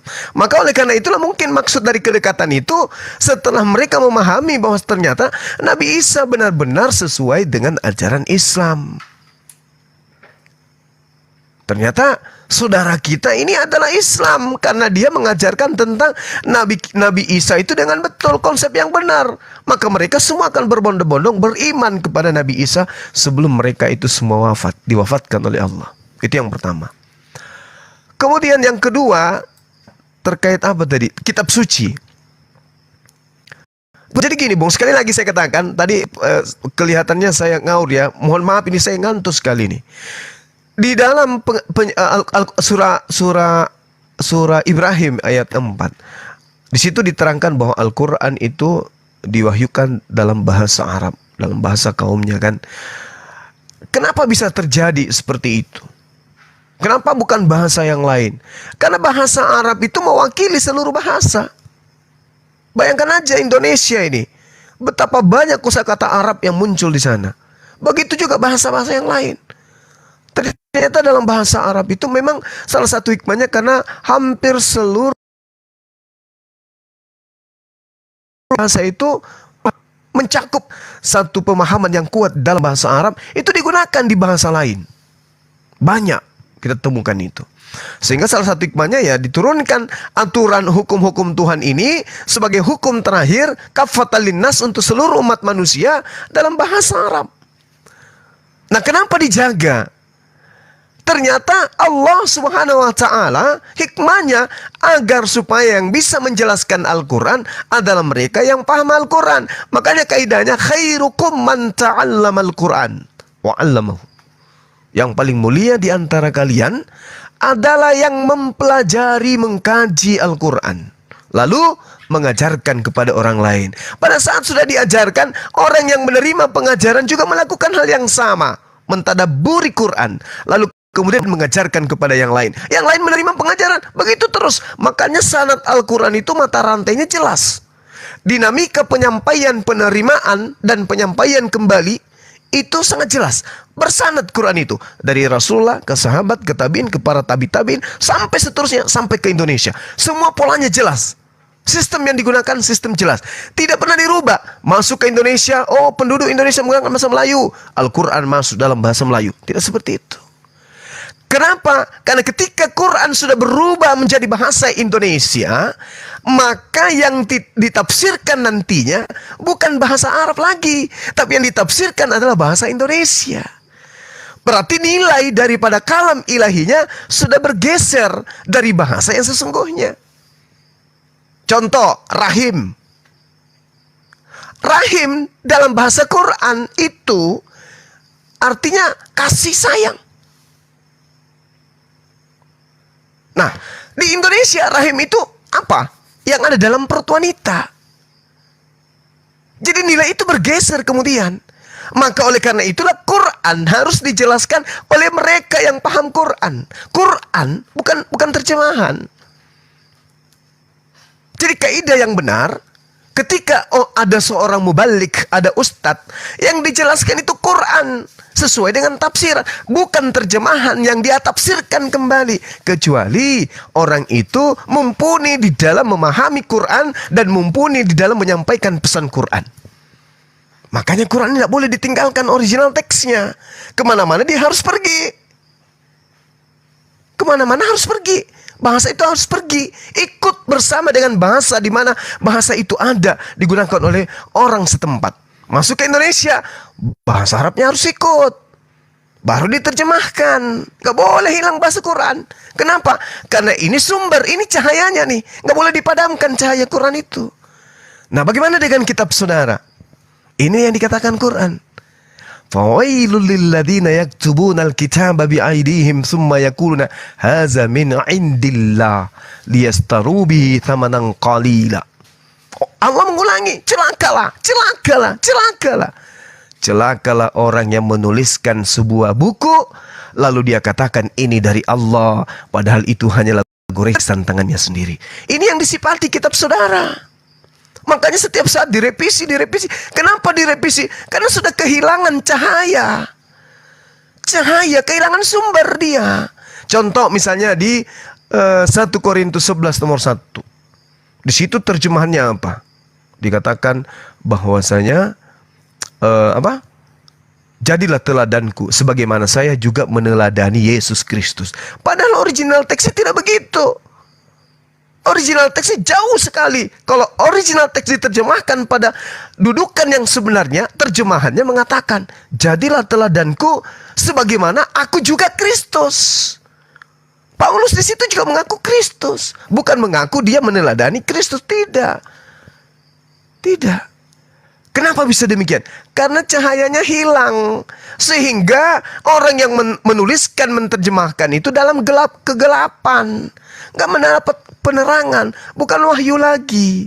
Karena sudah bergeser dari poin kebenaran yang mutlak datang dari langit.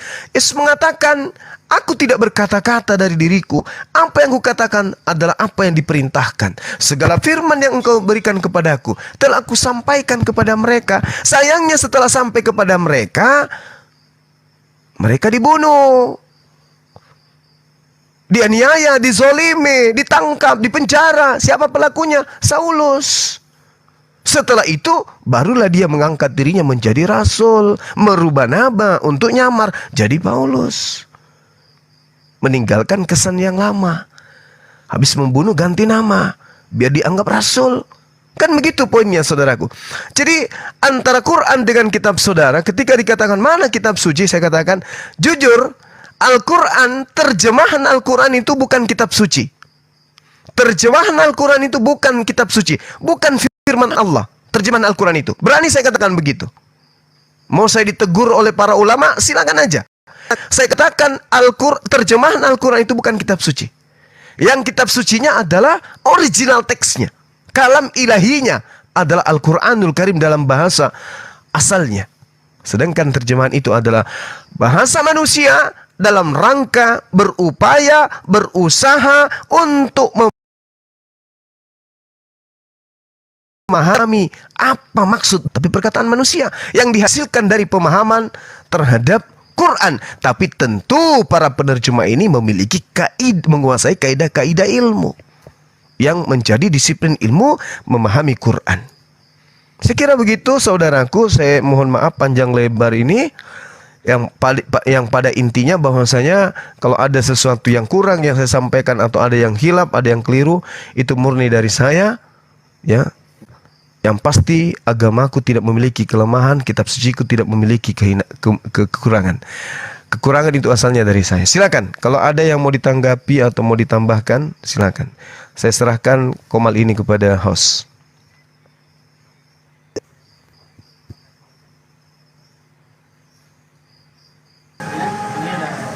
Ya, silakan Pak Jovan kalau mau ditanggapi Pak. Ada yang mau dipertanyakan lagi? Kalau dari saya sih udah cukup, karena kalau saya tanya lagi banyak bang, nanti gak cukup ini waktu. Seperti itu. Yang penting ketemu dengan Pak Zuma. Ya intinya ya saya melihat bahwa penjelasan Bang Juma ya bagus ya pemaparannya. Terima kasih Bang Juma dan kawan-kawan sudah mengizinkan saya untuk Sama-sama saudara. Ya. Siap. Selamat malam ya Bang Ya, Juma dan sehat selalu ya Bang terima kasih. Jovan ya. Salam NKRI. Salam NKRI. Ya. Masya Allah. Ya, sekarang waktunya saya serahkan kepada Bang Sidik untuk bicara sendiri. Silakan. Silakan Mas. Silakan Mas Sidik kalau bicara sendiri. Sudah Bang Sidik saya serahkan kepada hostnya untuk mundur.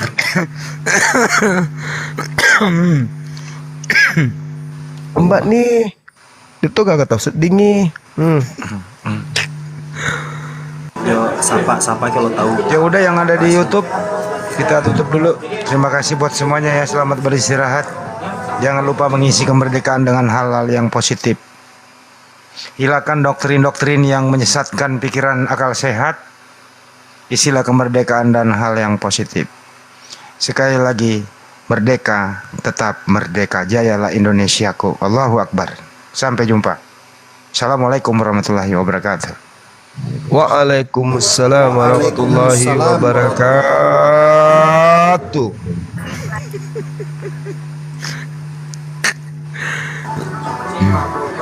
Saya serahkan kepada orang yang tidur.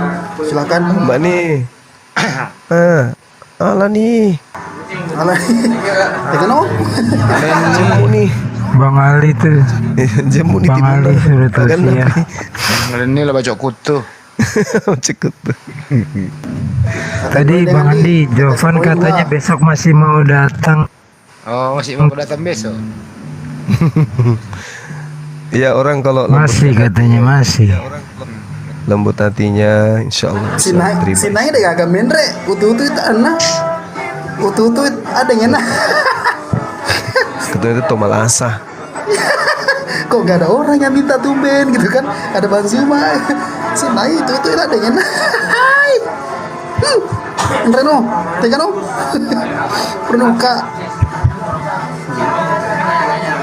Ay, selesai loh. Aduh asik.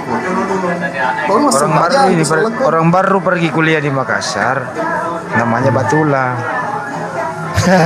Setelah dia selesai begitu dapat titel sarjana ekonomi. Ekonomi.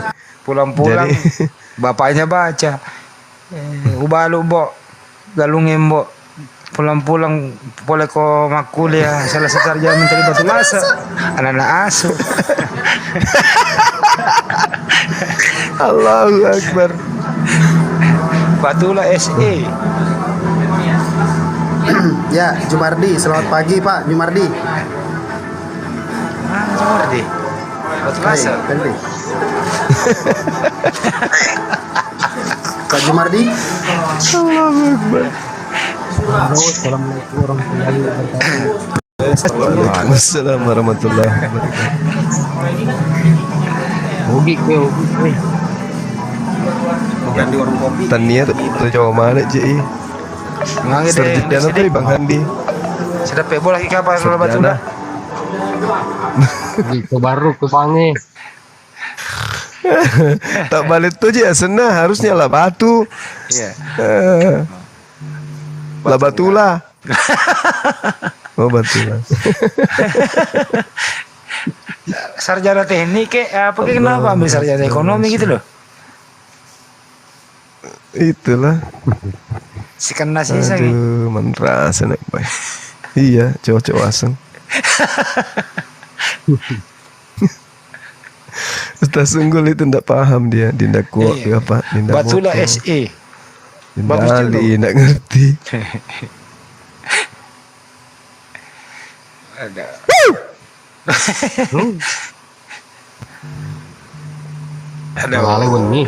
Iya, aku nggak ngerti harus diterjemahkan oleh Klating Daeng Moto.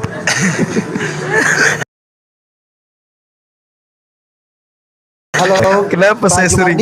Enggak, itu Bang Hadi dibilang pangela. Pangela, apa tuh? Lupa-lupa. Kalau di tempat saya itu di Palopo ada namanya pangela.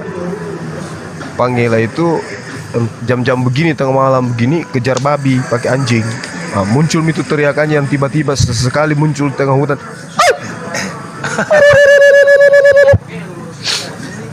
Oh itu. Yang buru babi. Iya ya. Pas ada babi ditangkap, pulanglah itu besok di tengah-tengah kampung umat Islam, mayoritas Islam, dipikullah itu babi. Lewatlah itu pikul babi. Iya. Tapi tadi itu Hansi upacara, komandan upacara itu kan tadi sudah cerita ya. Di tempat aja dia berdiri kapan waktunya melapor. Sudah semutnya sudah panas naik ke paha. Wah, di hutan upacara. Oh, di lapangan. Rumput-rumput.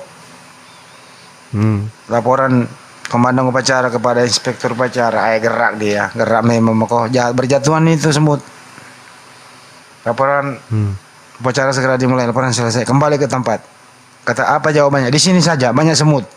Nggak mau lagi balik ke tempatnya.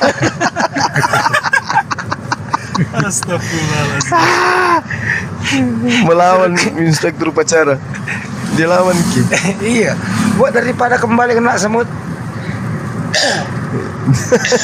Kembali ke tempat dia aja. Banyak semut. Gak mau. Banyak semut di situ. Yo, Bang Semak. Bang Semak. Ya, selamat malam Bapak Jumardin. Apa yang mau disampaikan Pak?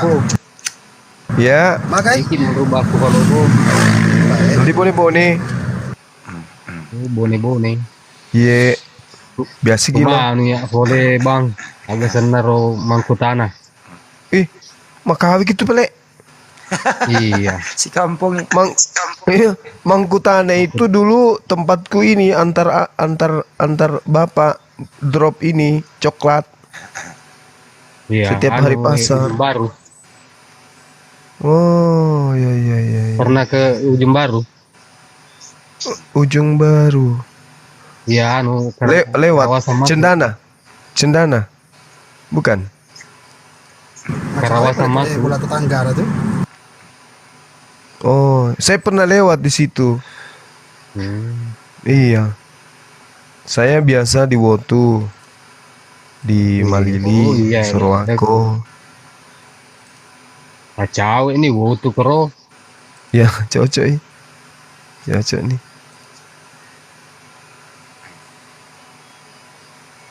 Iya. Baik mega tuh gak fakir stay kutu Bang Tonroye. Bah. Baikane pasal lo. Ya alhamdulillah.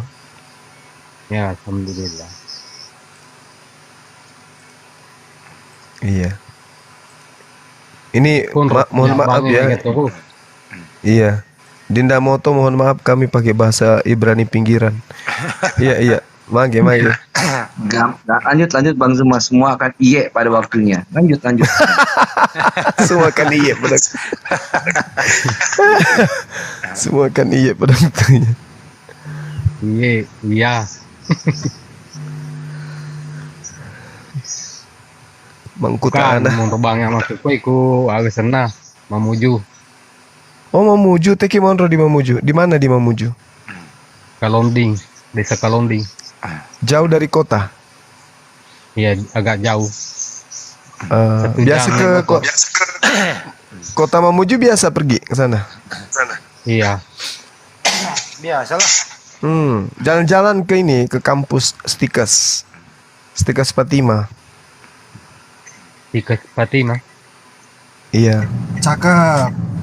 Satu-satunya sekolah kesehatan di sana. Oh, kirain Bang Zuma mau pantun jalan-jalan ke kampus gitu apa namanya. Tidak. Ya kalau Nggak ada lucu ya. waktu, Bang. Agak jauh dari Iya. kota ini. Iya. Nabila Kita kasih lihat Kota. nih fotoku tuh. Lihatkan fotonya. Orang sana, rektornya atau siapa kayak yang di yayasan. Kita kenal ini. Bilang lagi tuh. Oh iya. Ugi agak KJD bang. Campur aja ya. Campuran. Apa ada si seru ja. Kabonena, katopalopo. Di paling bahaya itu kalau Mamuju itu di Malunda, itu tikungan. Oh iya. Yang dari Polmas. Iya. Kan Kanda. Ya kan kita nggak ada lagi yang live ini ya. Ngobrol santai aja kita ya kan. Iya. Iya, tapi engkau na Ustadz Sugi telinga antri kiawa, mesani metan untuk manoko bajar. Salam mana Nanti- maka nanti- aku bange. Mage, Salam mana maka aku kue. ye selemana sah. Seleng. Sidi Dia pakan ribawi kue. Kalau kota kuratung kagak ke sana, kagak kafe Mega pun terus diapakan ribawi. Salah satu orang ngerti. Boleh lah. Ini nak kayak macam. Manrase lah baco. Maka seorang yang bawa akak. Allahu Akbar. Masya Allah. Mana kecing kata. Mana yang kepala macam yang bicara Ogi di? Ugi baru kayak bang. Oh, mapalik itu pele Jose. Itu Jose Toto Raja. Pada palik itu pele. Baru boleh. Baru tega. Si Denre. Baru bang koso. Rumang koso, mantan koso. Mangkoso, menrase, Aja lo, balik lemo. Oke. Aku tegi mangkoso. Mangkoso masuk paceke. Oh, iritasi. Pak Balut Dange. Bukan. Pak Kampo Baru ya. Langgo. Paceke, paceke. Mangkoso Baru ya. Yolona masih. Yolona masih jagung rebus itu. Mangkoso. Oh, lawalu. Mana Laju. Kampung Baru Mangkoso. Yolona masih JB Rahman. Bola arung si bola arung yero kesana si dupai. Bola arung yero si dupai ada ngena. Maaf ya teman-teman, kita bahasa daerah sejenak. Habis ini kita pakai bahasa Jawa, tenang aja. Agama sana. Kamu reka untuk ke Kampung Baru. Iya, takut namui di semua gay di kesenero. Tuan Takur Kampung Baru di semana tuh. Sari puding, tolabu. Nah, anak engkau tuh anak kalau malam namanya Sari. Kalau siang baru Sari puding. Gitu. Almarhum. Alhamdulillah. Masing silona Bang Andi. Aku kampung ya di Wiritasi Mangkoso. Oh, Kampung Baru ke kuliah. Iya, Kampung Baru Mangkoso. Iya, Kampung Baru nama Mangkoso. Ya, saatnya kita pakai bahasa Jawa. Balut nih Jumardi. Oh, apa iki? Apa iki macam? Aduh, dia selalu sama orang Jawa Mangkuta aneh ini Ki Mas. Tolong selalu jalan-jalan kasih kumbang toh? Janco. Aku enggak. Aku. Waduh, piye to Mas? Lorok melaku. Melaku ngenjel wedhus. Agak jartina Bang Andi. Orang wedus gembel itu loh, kambing ini. Kambing gila. Anu bener iki, mandar kali iki. Enggak gitu kan. Aduh, Raden makan pepaya katanya artinya opo iki. Mana ada? Opo iki mana? Opo iki Opo mana agero. kali iki? Opo iki agero. Agero. Bercanda bang. Pak Jumardin di mana ki sekarang ini polisi? Posisi. Posisi. Mamuju. Di Mamuju sekarang. Presiden apa tahu habis tadi dia ngomong saya berada di sana di Mamuju.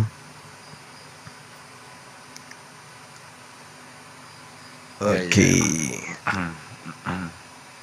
Waduh, suruh bahasa Aceh. Apa kalau bahasa Aceh apa ada tentara di Aceh gitu? Ya banyak tentara di sana, di mana-mana banyak tentara ini menjaga Republik Indonesia. Kalau kita di Sulawesi kan tentara, kalau di Aceh itu tentara. Oh, tentara. Tuh. Kalau polisi posli bukan? Enggak sama. Sama aja enggak. Oh, sama aja. Kirain disingkat-singkat, Bang. Kalau bahasanya apa itu? Malaysia tuh kalau tentara pensiun apa? Apa itu, Bang? Aske tak berguna. Oh, Malaysia. Laskar tak berguna. Iya. Allahu Akbar, Masya Allah. Itulah Pak Jumardin. Itulah hebatnya bahasa ya. Apa Pak Jumardin? Halo? Kalau rumah sakit bersalin apa kalau di Malaysia? Apa itu? Bilik Rumah sakit korban lelaki. Apa? Rumah sakit korban lelaki.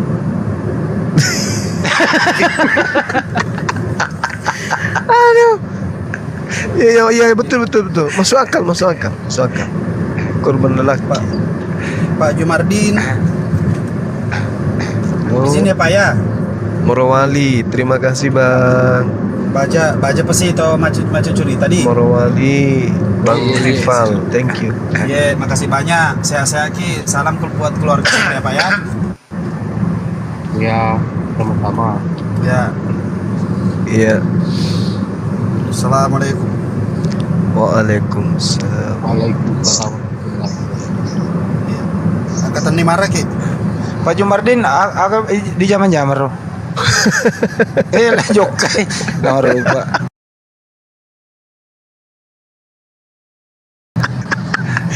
Oh, itu pasukan tentang bumi katanya. Lama rupa, labu songo.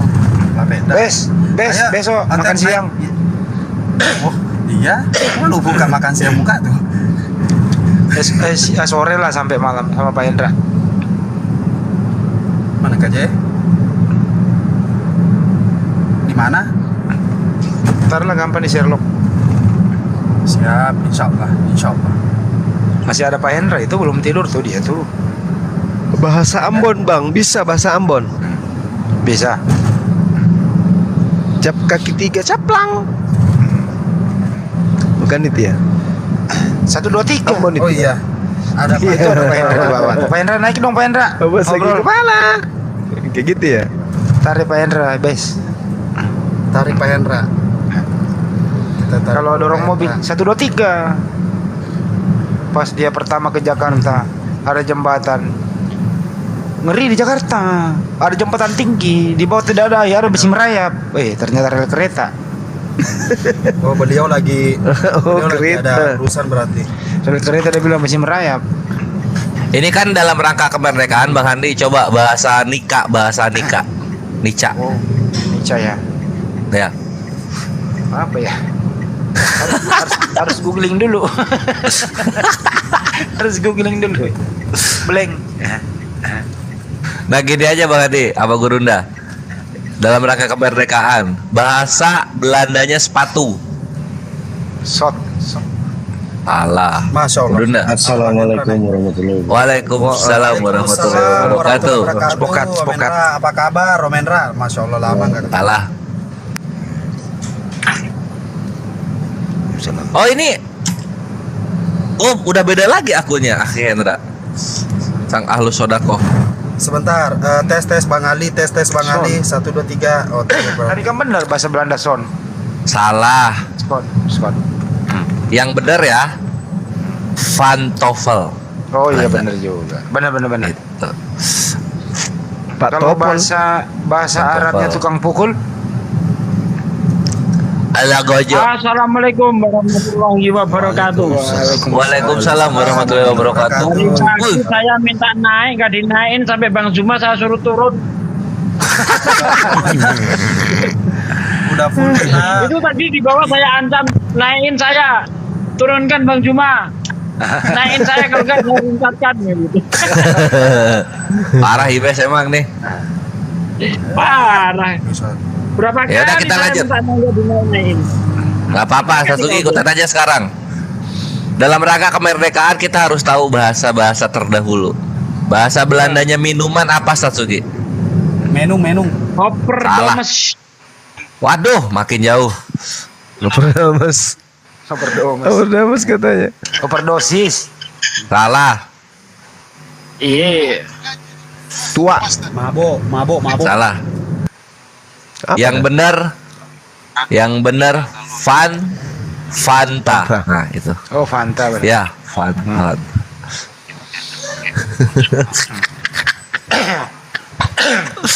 Ya, di hari kemerdekaan nih. Kucing duduk di nomor 9, bahasa Inggrisnya apa? Black Cat. Salah. Cat sit nene. Cat sit nene. Salah. Satu kata. Freddy. Iya, pinter. Apa? Freddy. Oh. Coba Freddy? Coba lihat, gambar baterai Freddy. Kucing duduk nomor 9 tuh. Oh. Iya.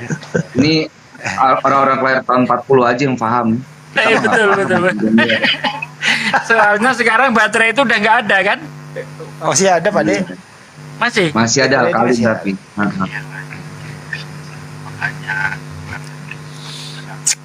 Saya yang masih 20-an diem. Bahasa Arabnya nenek kecebur di sumur apa? Innalillahi wa inna ilaihi rajiun. Ya. Gampang. Bang Handi jokes bapak-bapak banget sih Bang Handi. Tahu nggak bahasa Arabnya? Ala kahe. Kok ala kahe? Kalau bahasanya ini Bugis. kalau bahasanya ini WC Welcome. bahasa Cinanya Apa? Aku punya cerita Cepirit, beneran cepirit. kalau Salah. WC. Leng Taiwong.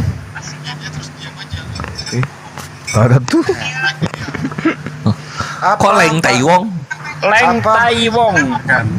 Oh. Leng itu logam. Taiwong manusia. Oh iya. Leng Taiwong. Leng Taiwong. Apa bahasa? Boleh. Apa bahasa Jepangnya orang jarang sikat gigi? Itu Bang Handi. Ompong. Bang Handi Salah. itu tadi disuruh Bang Hendra naik. Sekarang naik nggak disapa. Gimana sih? Lah Bang Handi Iya, emang. Bang Hen, apa kabar Bang? Alhamdulillah. Iya, begitu naik dicuekin Bang Andi ini gimana sih? Ya kan besok kita mau makan siang. Mana banget Hah? Besok kita mau makan siang. Cemburu nih ya. Waduh.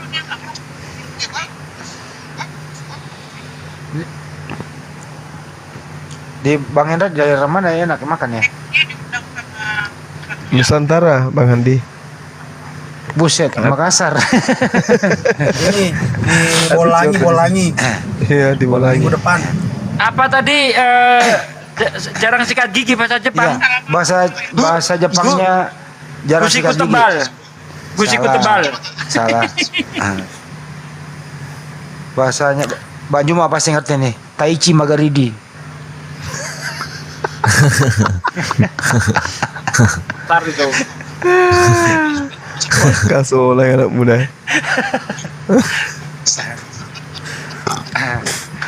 Mana nggak ada hotelnya? Gak usah lah Pak, dia udah jam 1 ah. Santai dulu napa ya? Jam 1 apa? Oh iya jam 1 ya. Iya. Nggak terasa udah jam Santai 1. aja dari tadi. Dari tadi diem aja dibilang santai. Ini masih ada nanya apa sih arti nenekmu kiper itu mustahil itu nenek kiper gitu mustahil. Karena mustahil nenek-nenek jadi kiper. Ya. Host itu ada open mau naik host. Saya turun aja ya. Mana? Nggak ada. Mana nggak ada pak? Ya siapa yang mau naik kalau berdiri semua di atas? Ada Bunda Sidik. Saya turun aja nanti.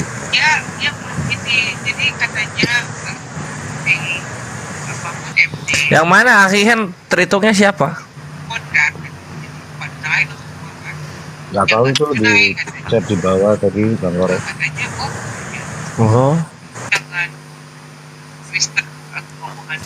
Cek. Cek.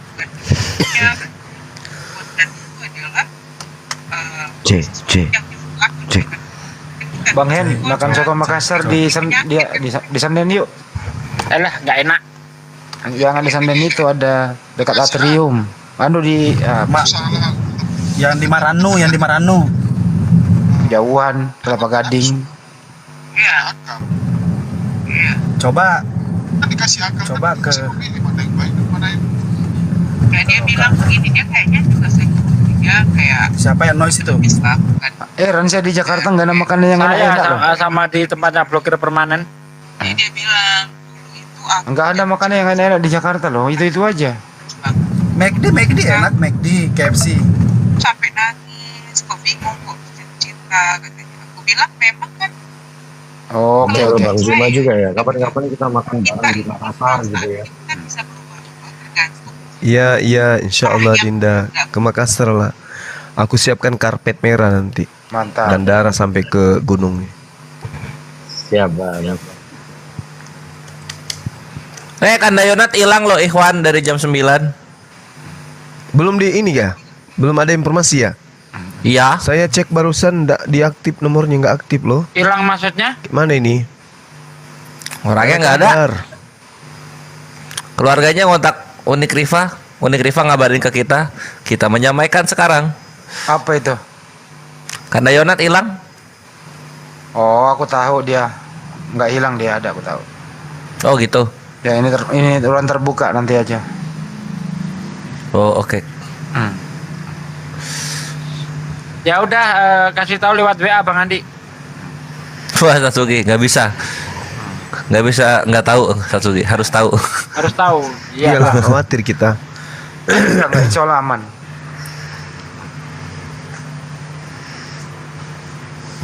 Karena kemarin juga ke Jakarta kan saya yang jemput.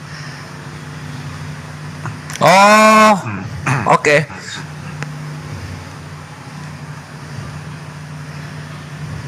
Aman itu.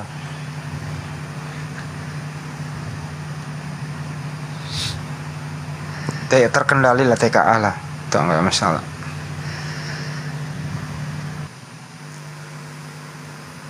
Udah bisa dipercaya itu, udah pasti.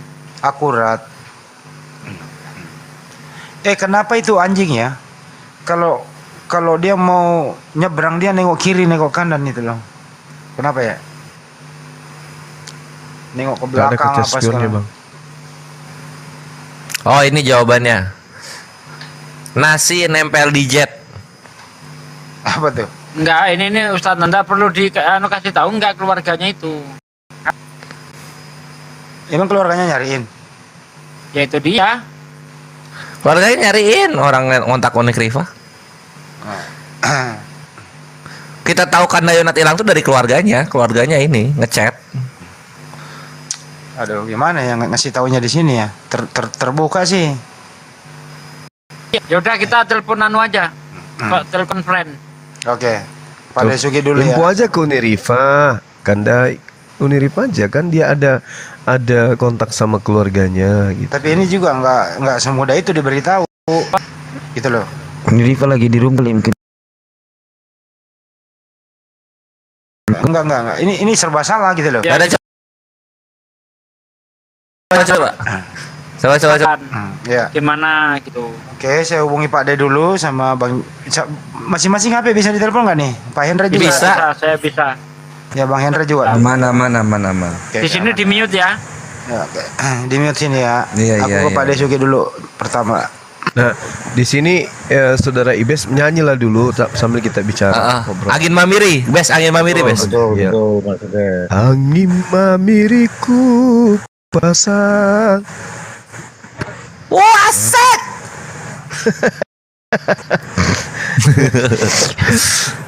Diangkat. Lanjut turun dah.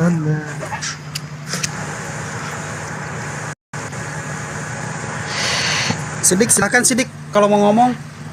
Gue tahu lu mau cobain headset baru. Gue Enggak. baru sampai rumah soalnya. Udah, tadi udah dicek. Ngomong sendiri. Ngadi. Udah dicek tadi di anu, Bes. Voice note. Cek. Deh, Pak. Ya. Ya. Cek. Sebentar. Sudah tidak ada yang tertinggal. Oke. Hati-hati ya, Pak ya. Laksmana raja di laut bersemayam di bukit batu. Hai hati siapa tak terpaut mendengar Zapin rancap Melayu.